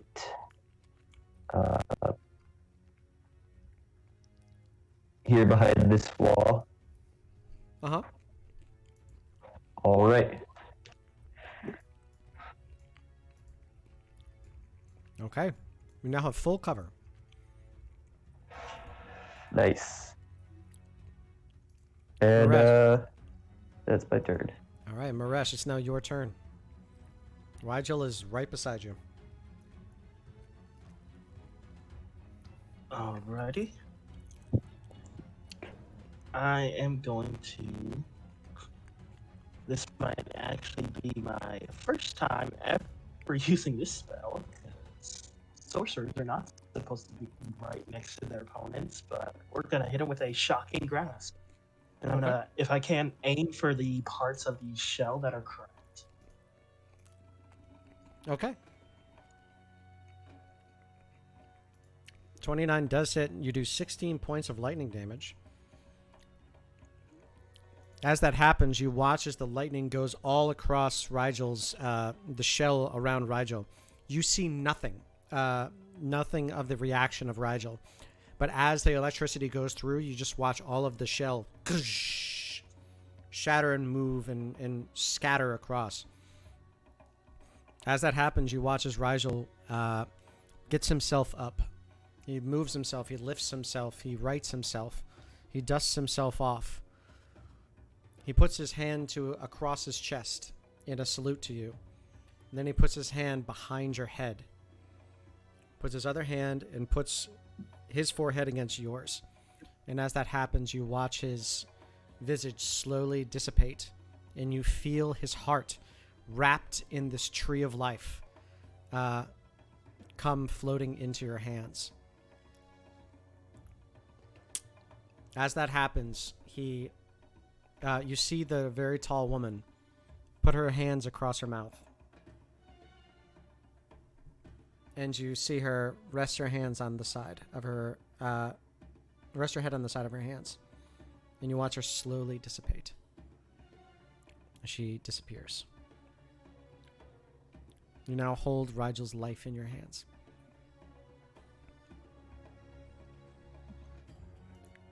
Welcome back, my friend. As you say that, you feel the small pulse of the tree of life. And you disappear from this realm, finding yourselves back on the top of the obelisk. Nerbera jumps 30 feet into the air, trying to get a bead on you, Rillo. As that happens, you hear the bowstrings pull. You are going to have a +2 to a +4 to your AC. So whatever your AC is, add 4 to it as she fires. Do a 14 and a 16 hit? Probably not. No, I have a 15 AC plus 4 is 19. I rolled so poorly. And I am grateful. Thank you to RN Jesus. Yep. Nerbera lands solidly in the center. Rillo, what are you going to do? It's your turn. So you think you got hops? And I'm gonna vault over this. Run. Oh, right. No, yeah. Wait. Yeah, for sure. I'm gonna get right here.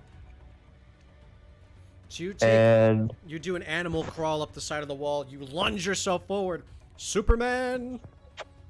As you land right next to her. And bam, bam, bam. 3 attacks. First one, I'm gonna try stunning strike. Okay. So So just roll one at a time if we're going to try stunning strikes, please. All right, 25 to there's hit. 25 to hit does hit. 9 points of damage. You're watching as this crystalline outer coating is starting to shatter. Nice. And then so that's a 14 right DC. Mm-hmm. Oh, thank you. Natural 20, so they do save. This is to see if... So Hunter's Mark no longer is affected. Or sorry, is no longer being concentrated on. All right, here comes the second attack. A 16 will not hit, unfortunately. All right. The last one, I'm not gonna try to flurry of blows. I'm just regular punch. Okay. 26 hits for 6 points of bludgeoning damage. Do you want to try to stun? Yes.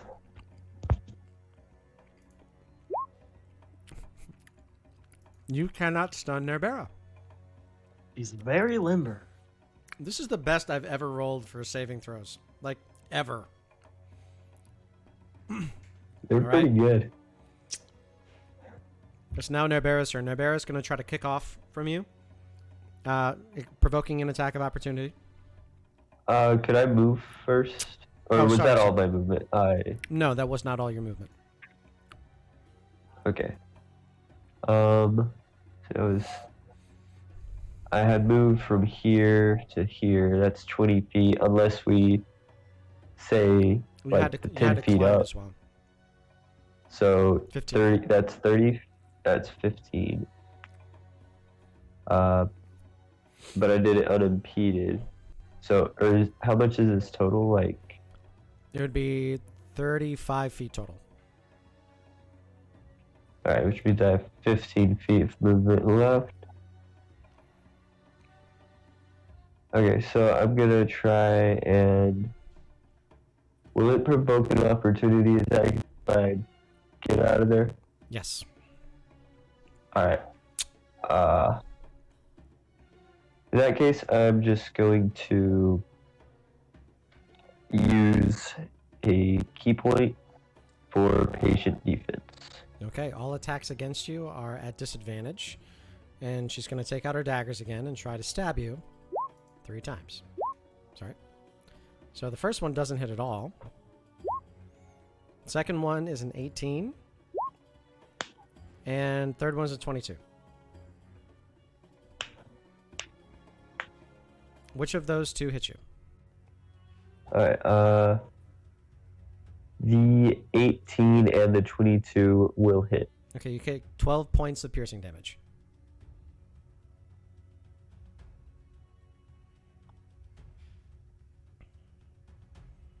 Still doing okay? Yep. Okay. It's now I your am turn, on my Riley. last key point. It is my turn. Okay. I'm gonna attempt to back away about as far as I can, but without dashing. You will provoke attack of opportunity if you make attack, or if you go away without disengaging. Do you want to do that? Is disengage an action or? Yes, it is. Okay. I am okay with that. Okay. Okay. So yeah. What do I want to do? Where do I want to go? Right over here. Okay. And then I'm going to use my action, or well, let's see if I get hit with an opportunity attack. You do. 6 points of piercing damage. Okay.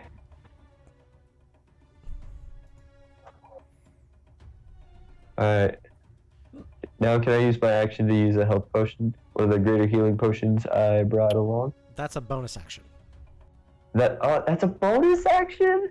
Yes. I've been thinking this was an action the entire time. Okay. Would you? Oh my god. Would that have changed what you would have done if you would have known it was a bonus action?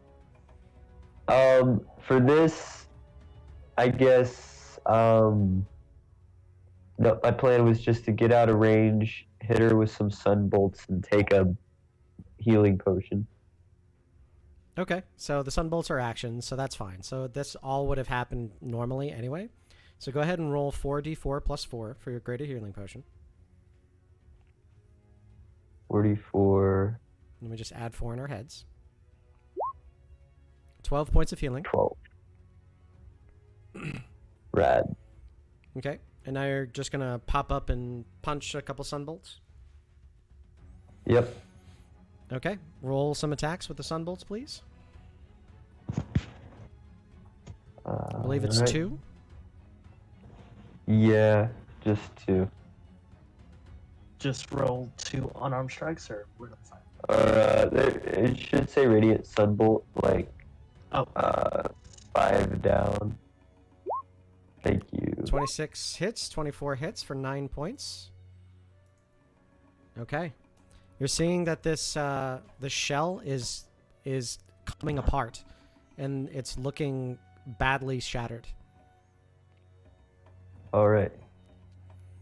And then, Go ahead. I suppose that might be the rest of my movement, because I went over there, and I climbed back up. Yeah, and no, I think if I had more movement, I would duck back down. We'll say you I jump. think I do.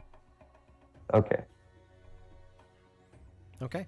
So we'll say that you jump down, and now you have full cover.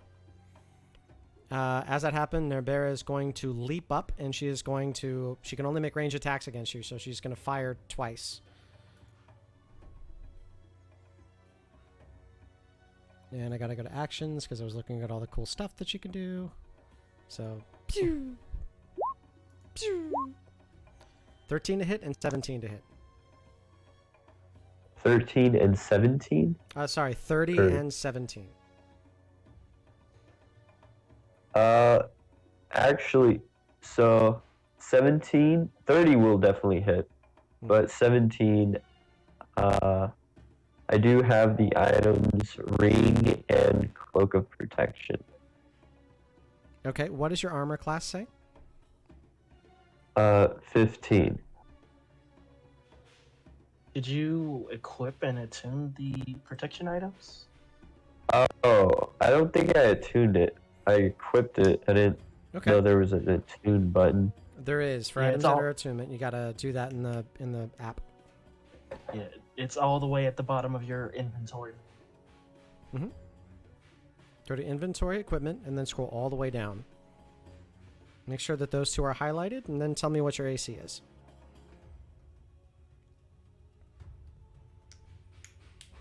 What's the difference between hitting you with 17 points and just 10? Alright, they are highlighted. The attuned is highlighted, and my AC is 17. Okay, so you're going to be hitting Or- both.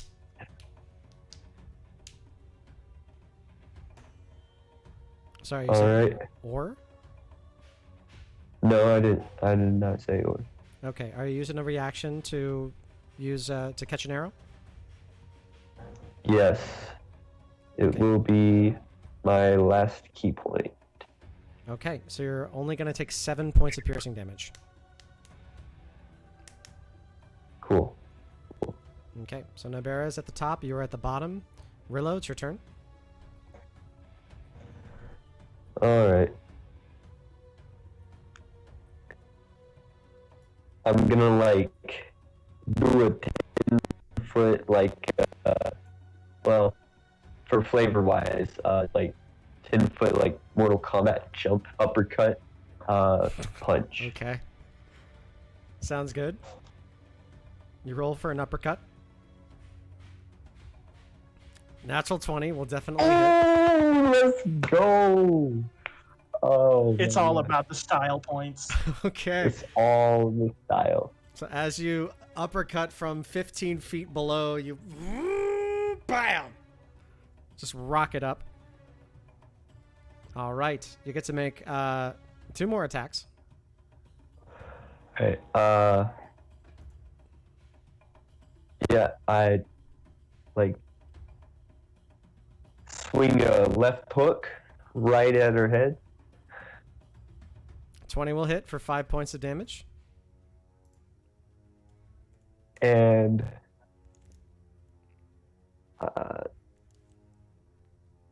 I'll like kick her off like this is Sparta style, but I don't know if like that's a shove and it doesn't count as much. No, so I'll just that's fine. I'll flavor that kick.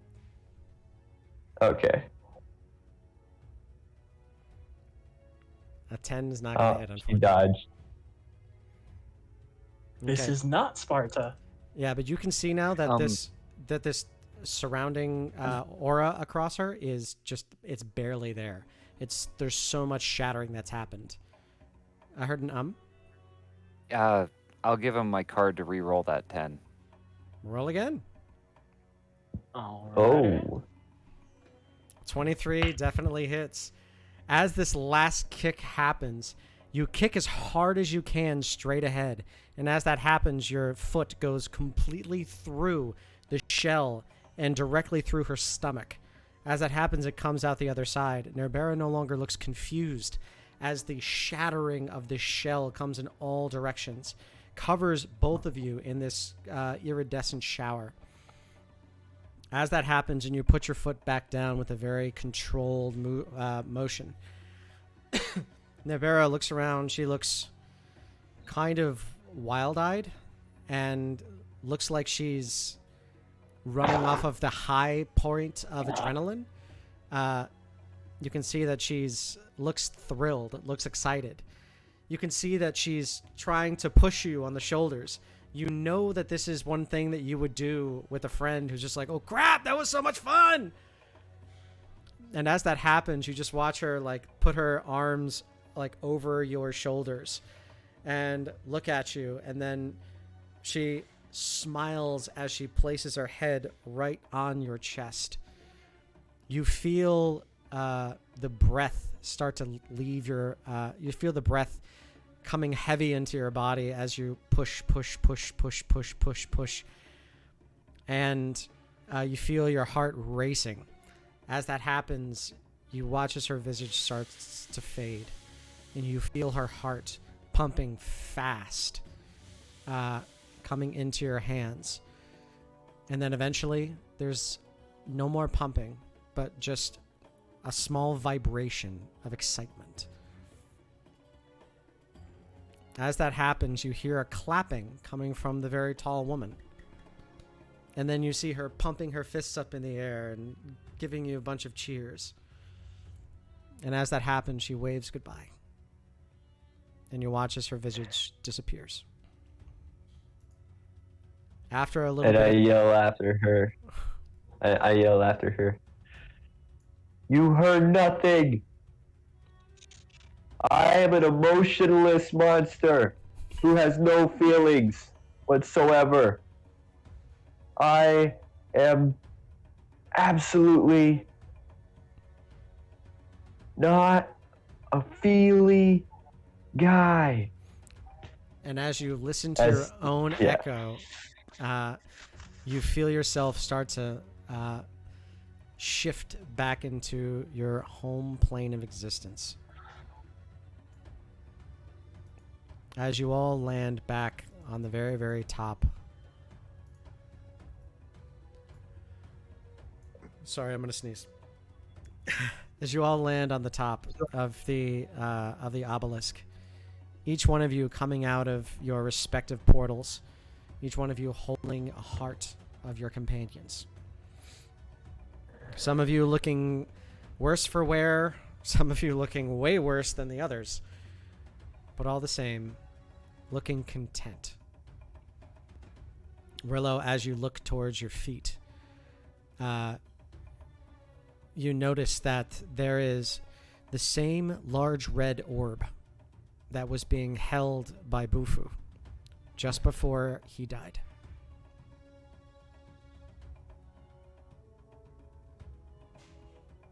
Inside of it, you see a large, swirling, clear-looking stone.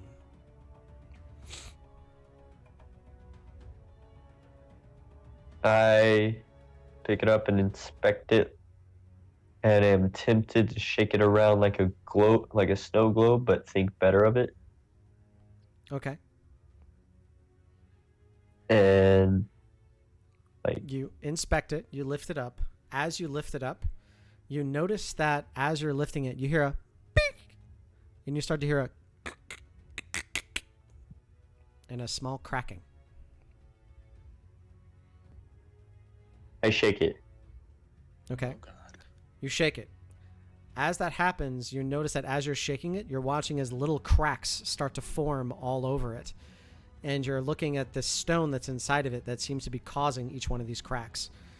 You start to smell some kind of a strange but very powerful odor coming from the sphere. Roll me a nature check. Okay. Nature check. You On got the a way. +0 on that. Yep. I'm not a studious Dragonborn. So you've been around fireworks before, and you know what it smells like after all the fireworks are done. This is a lot like that. I go, oh, this is dangerous, and I chuck it far from me and everyone else. Where do you chuck it? Because, I feel like it's an explosive, and I'm into vandalism, so if there's any, like, statues or chandeliers... Nope, you're on the very top of a very large obelisk. You can throw it at the giant portal at the top. Yeah, I'll throw it at that. You do know Kenzuku's standing there, right? Oh, no, I don't want to throw it at anybody. Just like, I feel like it's an explosive. Okay. I just want to make sure that you know all the facts before you want to do this. If you still want to do it after I say everything, then we're cool with it, or you can rescind. Yeah, I'm fine with that as well. I have no idea what this is. So, you are on top of the obelisk that is in the center of town. Here is town. The obelisk is in the very center. Are you trying to throw it off the obelisk? No. Are you trying to throw it? Well, I just don't want it away. I don't want it near me. So, if I feel like I can place it down gently and then walk away from it, then I'll do that. But Okay. if I feel like it's going to erupt in my hand, then I was gonna like toss it away from me, like 30 feet to a side of the tower that was not full of my friends. Okay. You definitely feel like your shaking of this large sphere is probably going to damage it more and more. But you are shaking it like a snow globe. So, if you throw it, you think it will very much explode. Okay. I'll set it down gently. You set it down gently, and it seems to be just fine right there. And I say out loud, I should not be in charge of this. Well, wait. Okay. No, yeah, I say that.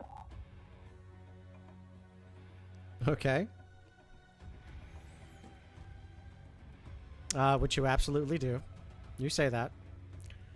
And the rest of you, all with the different items in your hands, move closer to each other.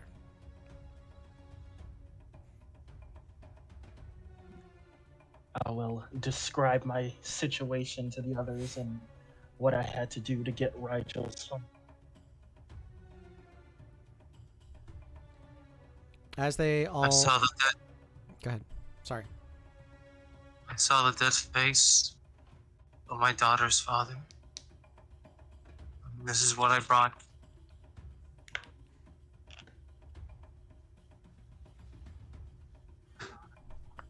I saw Helvis, crazed with power.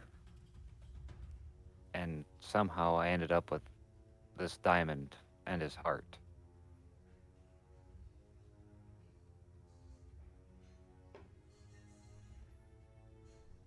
Hailed one, what was it that you brought from your own personal journey?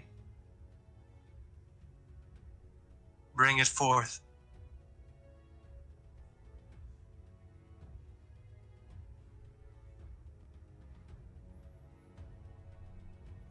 Rillo That was brings to you, Donny. Rillo brings Oh. brings the heart forward and is like, yeah, this and that, and points at the ball. Yeah, very gingerly. I'm like, I don't even understand. My mind is. I've gone through so many emotions, but I'm like not talking about it because I've reinforced the ideal of bottling up emotions, and I walk towards it with it. Okay. You all can see now clearly the hearts of your companions are the parts that remain. You know that your clerics are able to revive your party members with using just this, but they also need a diamond in order to be able to revive them as well. You have at least one, and now, because of what has happened, you have two.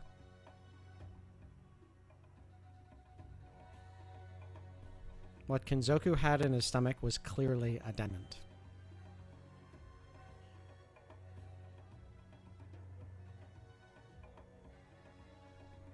I'd like to survey the area, see if any of their other items came through with us. You see no other items here. Everything else has been picked clean by your party. Let's bring them back together. We must do so as quickly as possible.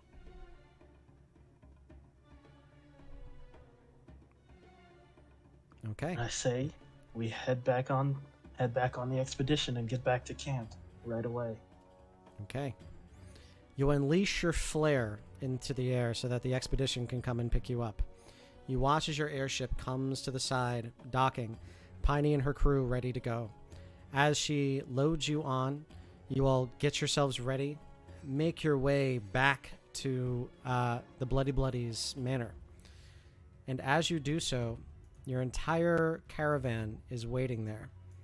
All of you seemingly okay after a battle. The ones who had fallen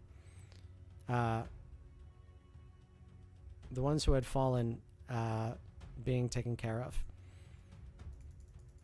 So, as you are within your manor, you set everything up for the rituals. As you get ready,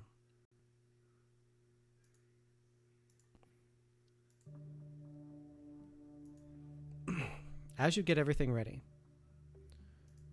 you do know that reviving comes with a sacrifice.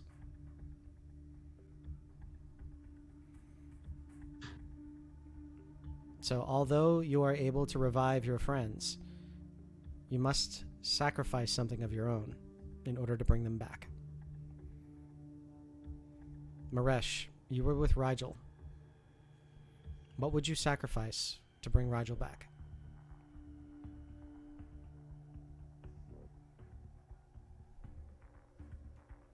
His legs were damaged, right? Yes. I've already got one prosthetic leg. Might as well make it two. Okay. You're willing to give him one of your appendages. Mm-hmm. Okay. Rillo, you're with Nerbera. What will you be willing to sacrifice to bring her back?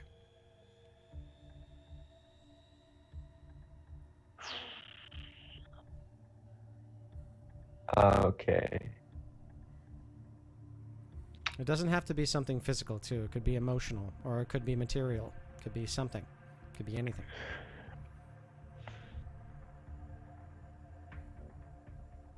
Rillo. What is Rillo willing to give up? If you want us to skip you, we can. Can you skip me just for now? Sure. I will be thinking about it. You got it. Livia, what will you sacrifice to bring Kingdom back?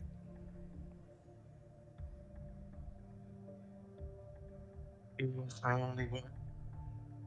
Make my blood pump. You know, any place there. I can't understand what you're saying. Can you start over, please? He was the only one to get my heart pumping, other than the kill, and replace that urge. I offer my heart. She offers her heart.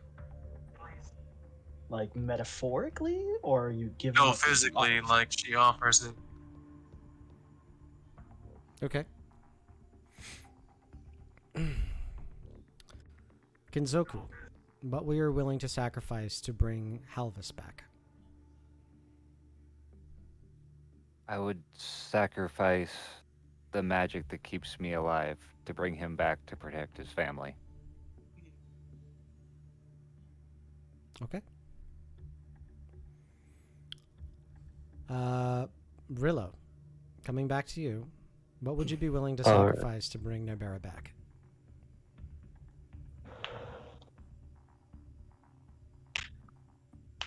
Rillo searches deep into his heart and will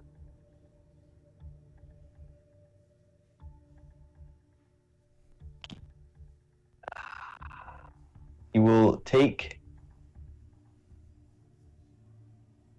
his staff and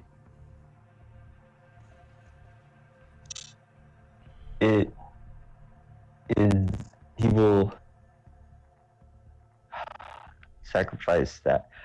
I'm not sure. I didn't really. I don't know what Rilla would give up. Like I didn't. He doesn't even use his staff. He uses like the alchemist staff, and even then, he uses like sunbolts. He's a monk. He's not material at all, really. Besides maybe his jacket, his leather jacket. He has a leather jacket. He's sewn patches into the back.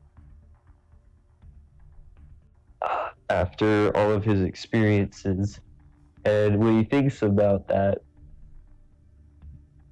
he goes ahead and takes it off, and with a heavy sigh,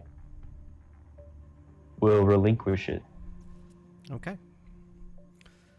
As the spells are being cast over your fallen members, Maresh, you feel the sensation of something being removed.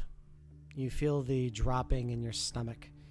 And as that happens, as you're sitting in your chair waiting, you feel your pants grow lighter and you lose your other leg. Although you do not bleed, it is now gone. And Sir Rigel now has one leg that looks exactly like yours. Guess I'll be paying another trip to Henrietta. She's gonna chew me out for this one. Rillo, as you watch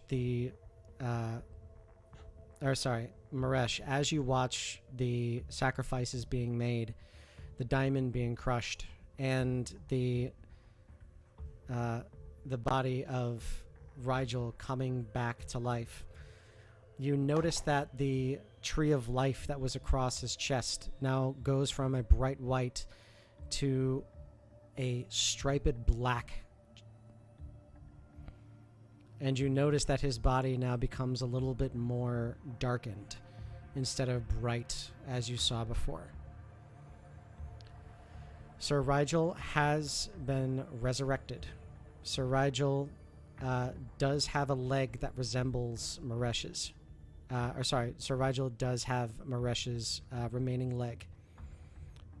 His maximum speed will be reduced by 10. And he is now vulnerable to necrotic damage.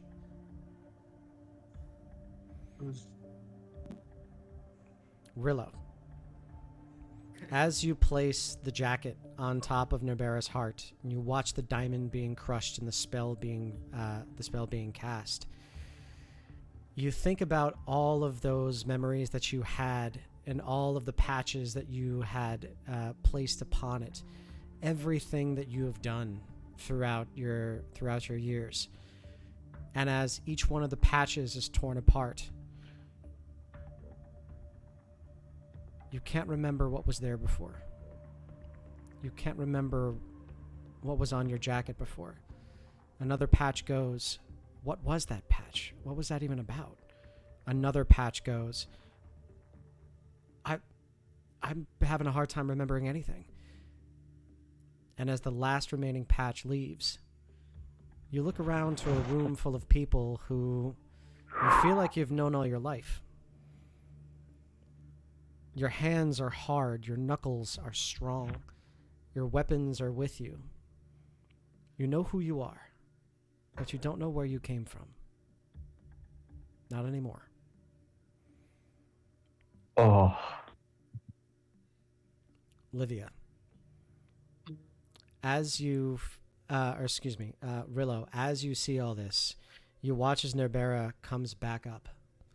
And as she brings herself back, you notice that she's now much more bent in her bones. You see that she is leaned over and she's hunched in odd angles. All of her dexterity saving throws are now at disadvantage.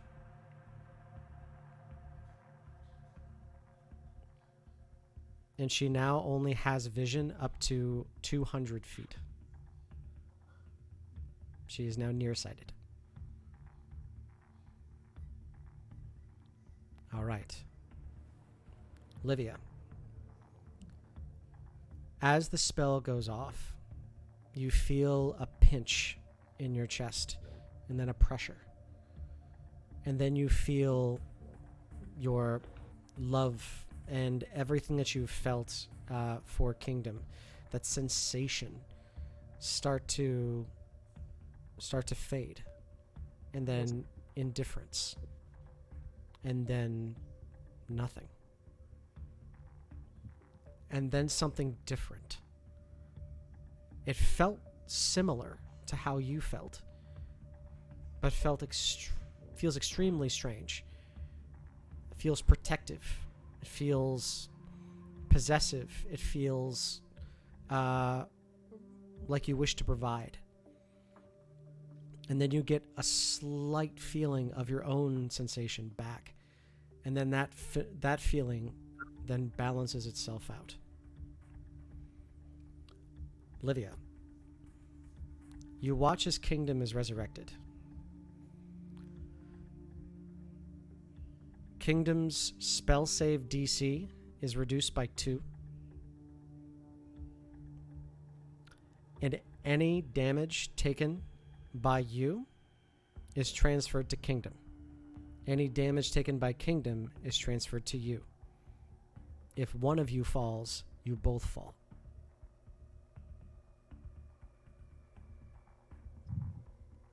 You watch as his breath comes back to his body.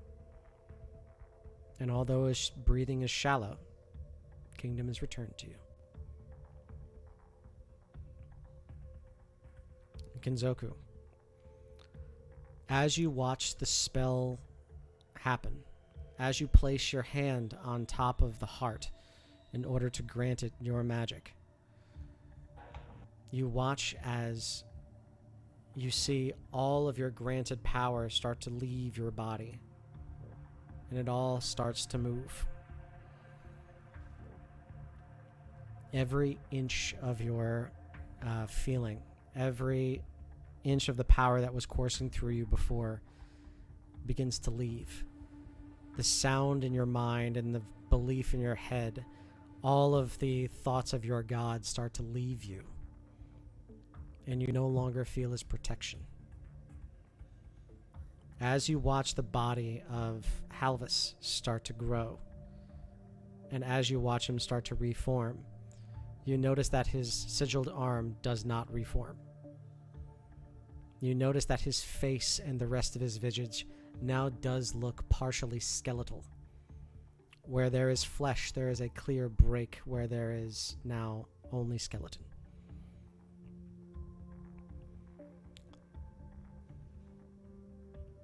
Halvis will now roll on the wild magic table whenever whenever casting a spell.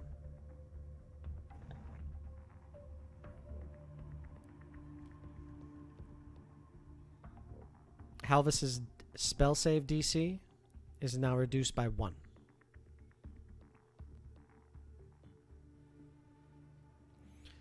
Kinzoku, as you feel all of the spell and magic leave your body, your body lays heavy. You watch, the rest of you all watch as Kinzoku falls to his knees hard, folding down to one side of the table. You feel something in the back of your head, an energy, start to pulse and then fade away. And as you see the light in your eyes begin to grow dark, it then starts to grow bright white. Kinzoku, you are no longer a warlock. You are now considered an Eldritch Knight. Please change your class.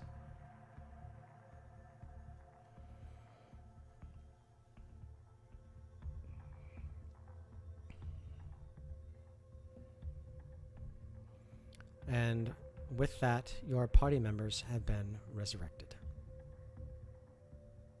Although a sacrifice is necessary for somebody to be resurrected this strongly, the sacrifices are grand, but you have your partners back. So with that, we are going to end the session early tonight, as our party members have successfully rescued their friends and have successfully found a clue into something that they weren't entirely sure of, but that Ereshka Gal seems to be able to control. So, thank you all very, very much for playing. I'd like to thank Black Irish 19, Grassy Donny, Mad God Cthulhu, and Lord Geyser 21 very strongly for a wonderful, wonderful session. Chills. It was great. It was awesome. Good, good, good.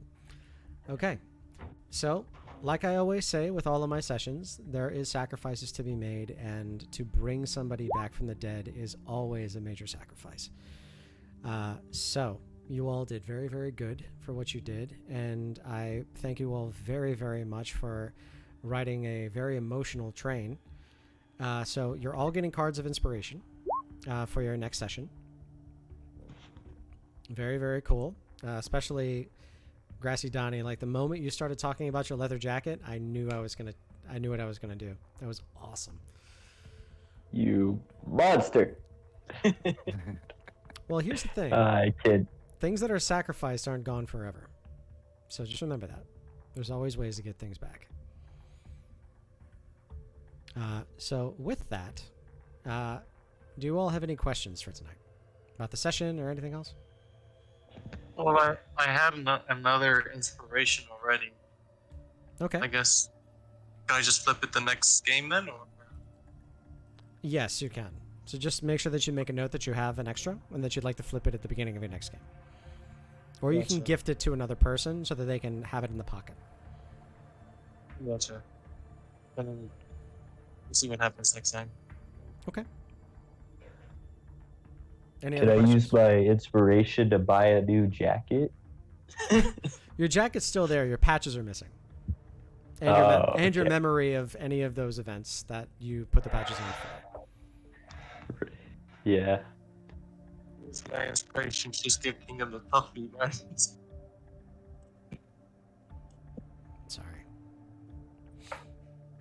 The only She's question been I sick have to can the wait till shadow. after. Okay, sure. Well, in which case, I am going to start the raid over to Critical Role. You guys are going to grab a whole bunch of trouble bubbles for joining in that raid. Critical Role may or may not be running right now, but either way, you're still going to get those trouble bubbles. So if you'd like to join and like to play in our campaign, just join us right up here at tiny http://tinycc.cc/Bizarchus. It sends you over to our Discord. All you got to do is look in, enjoy it. You can contact any of us. We are going to be able to help you out with anything. Just have a really good time. If you like to play as a Ravenous, you will control the monsters. And if it winds up being other player characters, that could also be pretty fun. If you guys just want to take a look at any of our past sessions, this is episode 51. You can watch all of the other episodes on our YouTube channel. It's Bizarchus Productions in YouTube. So if you, the biggest thing is that you all have fun. I want everybody else to have fun too. Thank you all so very, very much, and we very much appreciate you joining us. Take care tonight. Bye. Bye. Bye. Adios. Night. Okay. Yeah, they are not live right now. I pulled the trigger too early, but I ran out of content for you guys. I didn't realize you were going to hit so many criticals. That was insane. Yeah, the Critical whole... hit to the hearts. No. All my criticals were of like just talking. Persuasion checks, yeah. Because I figured that there was going to be a couple ways you can go about it. I was trying to make it look so that the shell was the thing you had to destroy. But then you guys just started getting like super deep into it. I'm like, oh, I didn't realize that you were going to try this. Like, I knew it was a possibility, so that's why I have the checks ready. But I just needed to make sure. So I prepared for that just in case, but I thought there's no way. Everyone's just going to throw spells. I was wrong. I gotta thank y'all for telling me to tell Rigel that Halvis's sacrifice wasn't in vain. That I was really trying to go the pacifist route with it, but like I didn't know anything about Rigel. That was the third part. That's why I made you roll 3d20. Every time you guys hit like what they were, what was their torment, that's what I put. Oh, that was a d20. I got a lot. I got a little bit emotional during mine. I could tell. I didn't mean to interrupt you so many times. Just I started hearing your voice crack, and I'm like, I don't want you to be wrecked tonight, but I do want you to feel things. So I apologize for interrupting. And next time I'll make sure to let you have those moments. Yeah. Any other questions before Sorry, I can't hear you. I'm tapping the delete key on my backstory too much. No, don't. Jesus, don't delete anything. No, I'm not. I'm just writing. He has lost his backstory. He has lost his memories. He's lost the memory. He hasn't lost the backstory. It's still there. Oh yeah, he's like a good person now.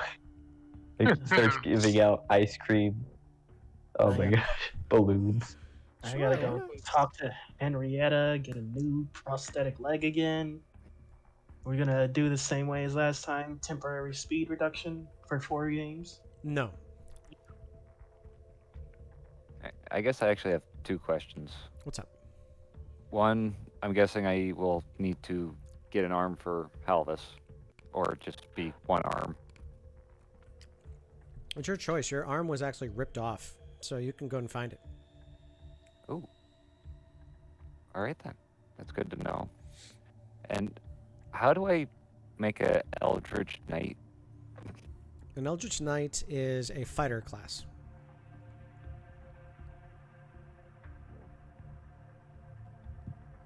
Okay, so I just like click the X on Warlock and then put the 6 levels into Eldritch Knight then. That's correct. Okay.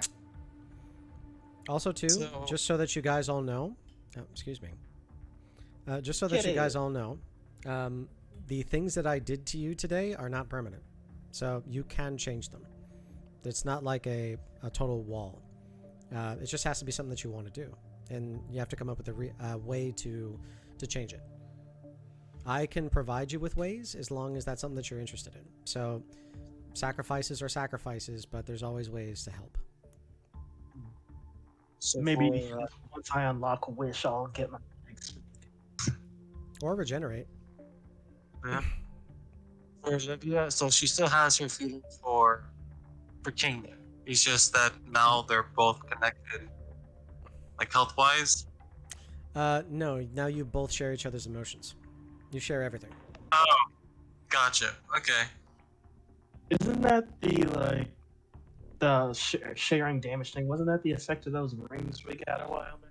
Yes. Mm. I thought that sounded familiar. I was like, wait a second. Yes. That might be that thing that she tries to change because if she's the one in danger, she's going to be very sticking to the shadows and run if she thinks. I mean, Kingdom might die. Okay. That's totally up to you guys if you want to make that happen. I like And- that part to Hobbies was the key to Hobbies parts. Any other questions? Would I have to re-roll hit dice for the fighter class, or would they stay the same? No, you have to reroll. Okay. Time to Hey. completely respec your character. Yep. This will be fun. Not a big deal. Sacrificing your magic is a huge deal. Like that was a big sacrifice. That's a very big deal. I thought I was just gonna outright kill him. I didn't think a class change was in. No, I'm not gonna kill a character for that. I don't believe in equivalent exchange all that much.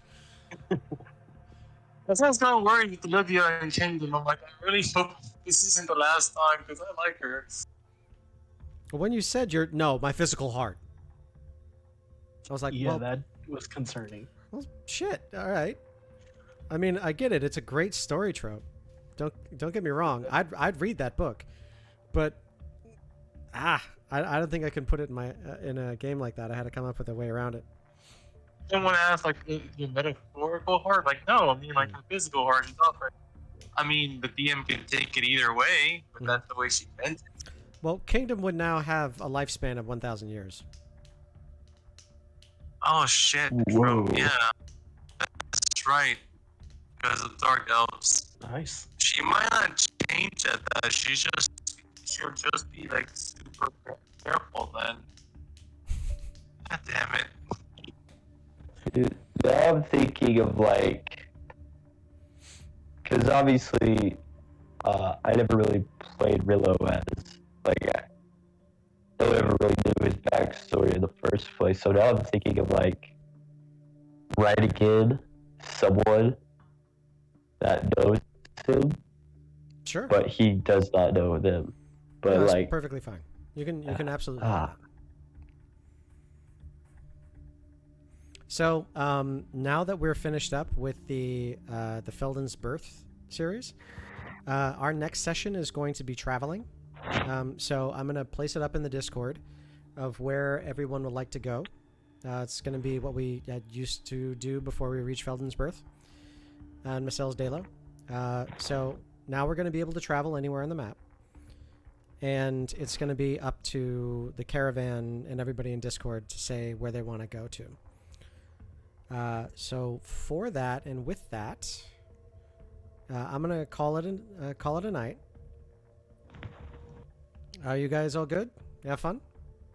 Yeah. Yeah. Okay, awesome. That was such a long and fun arc. I can't wait to see what else you got planned. Very cool. All right. Wishing you guys all the best and take care of yourselves tonight.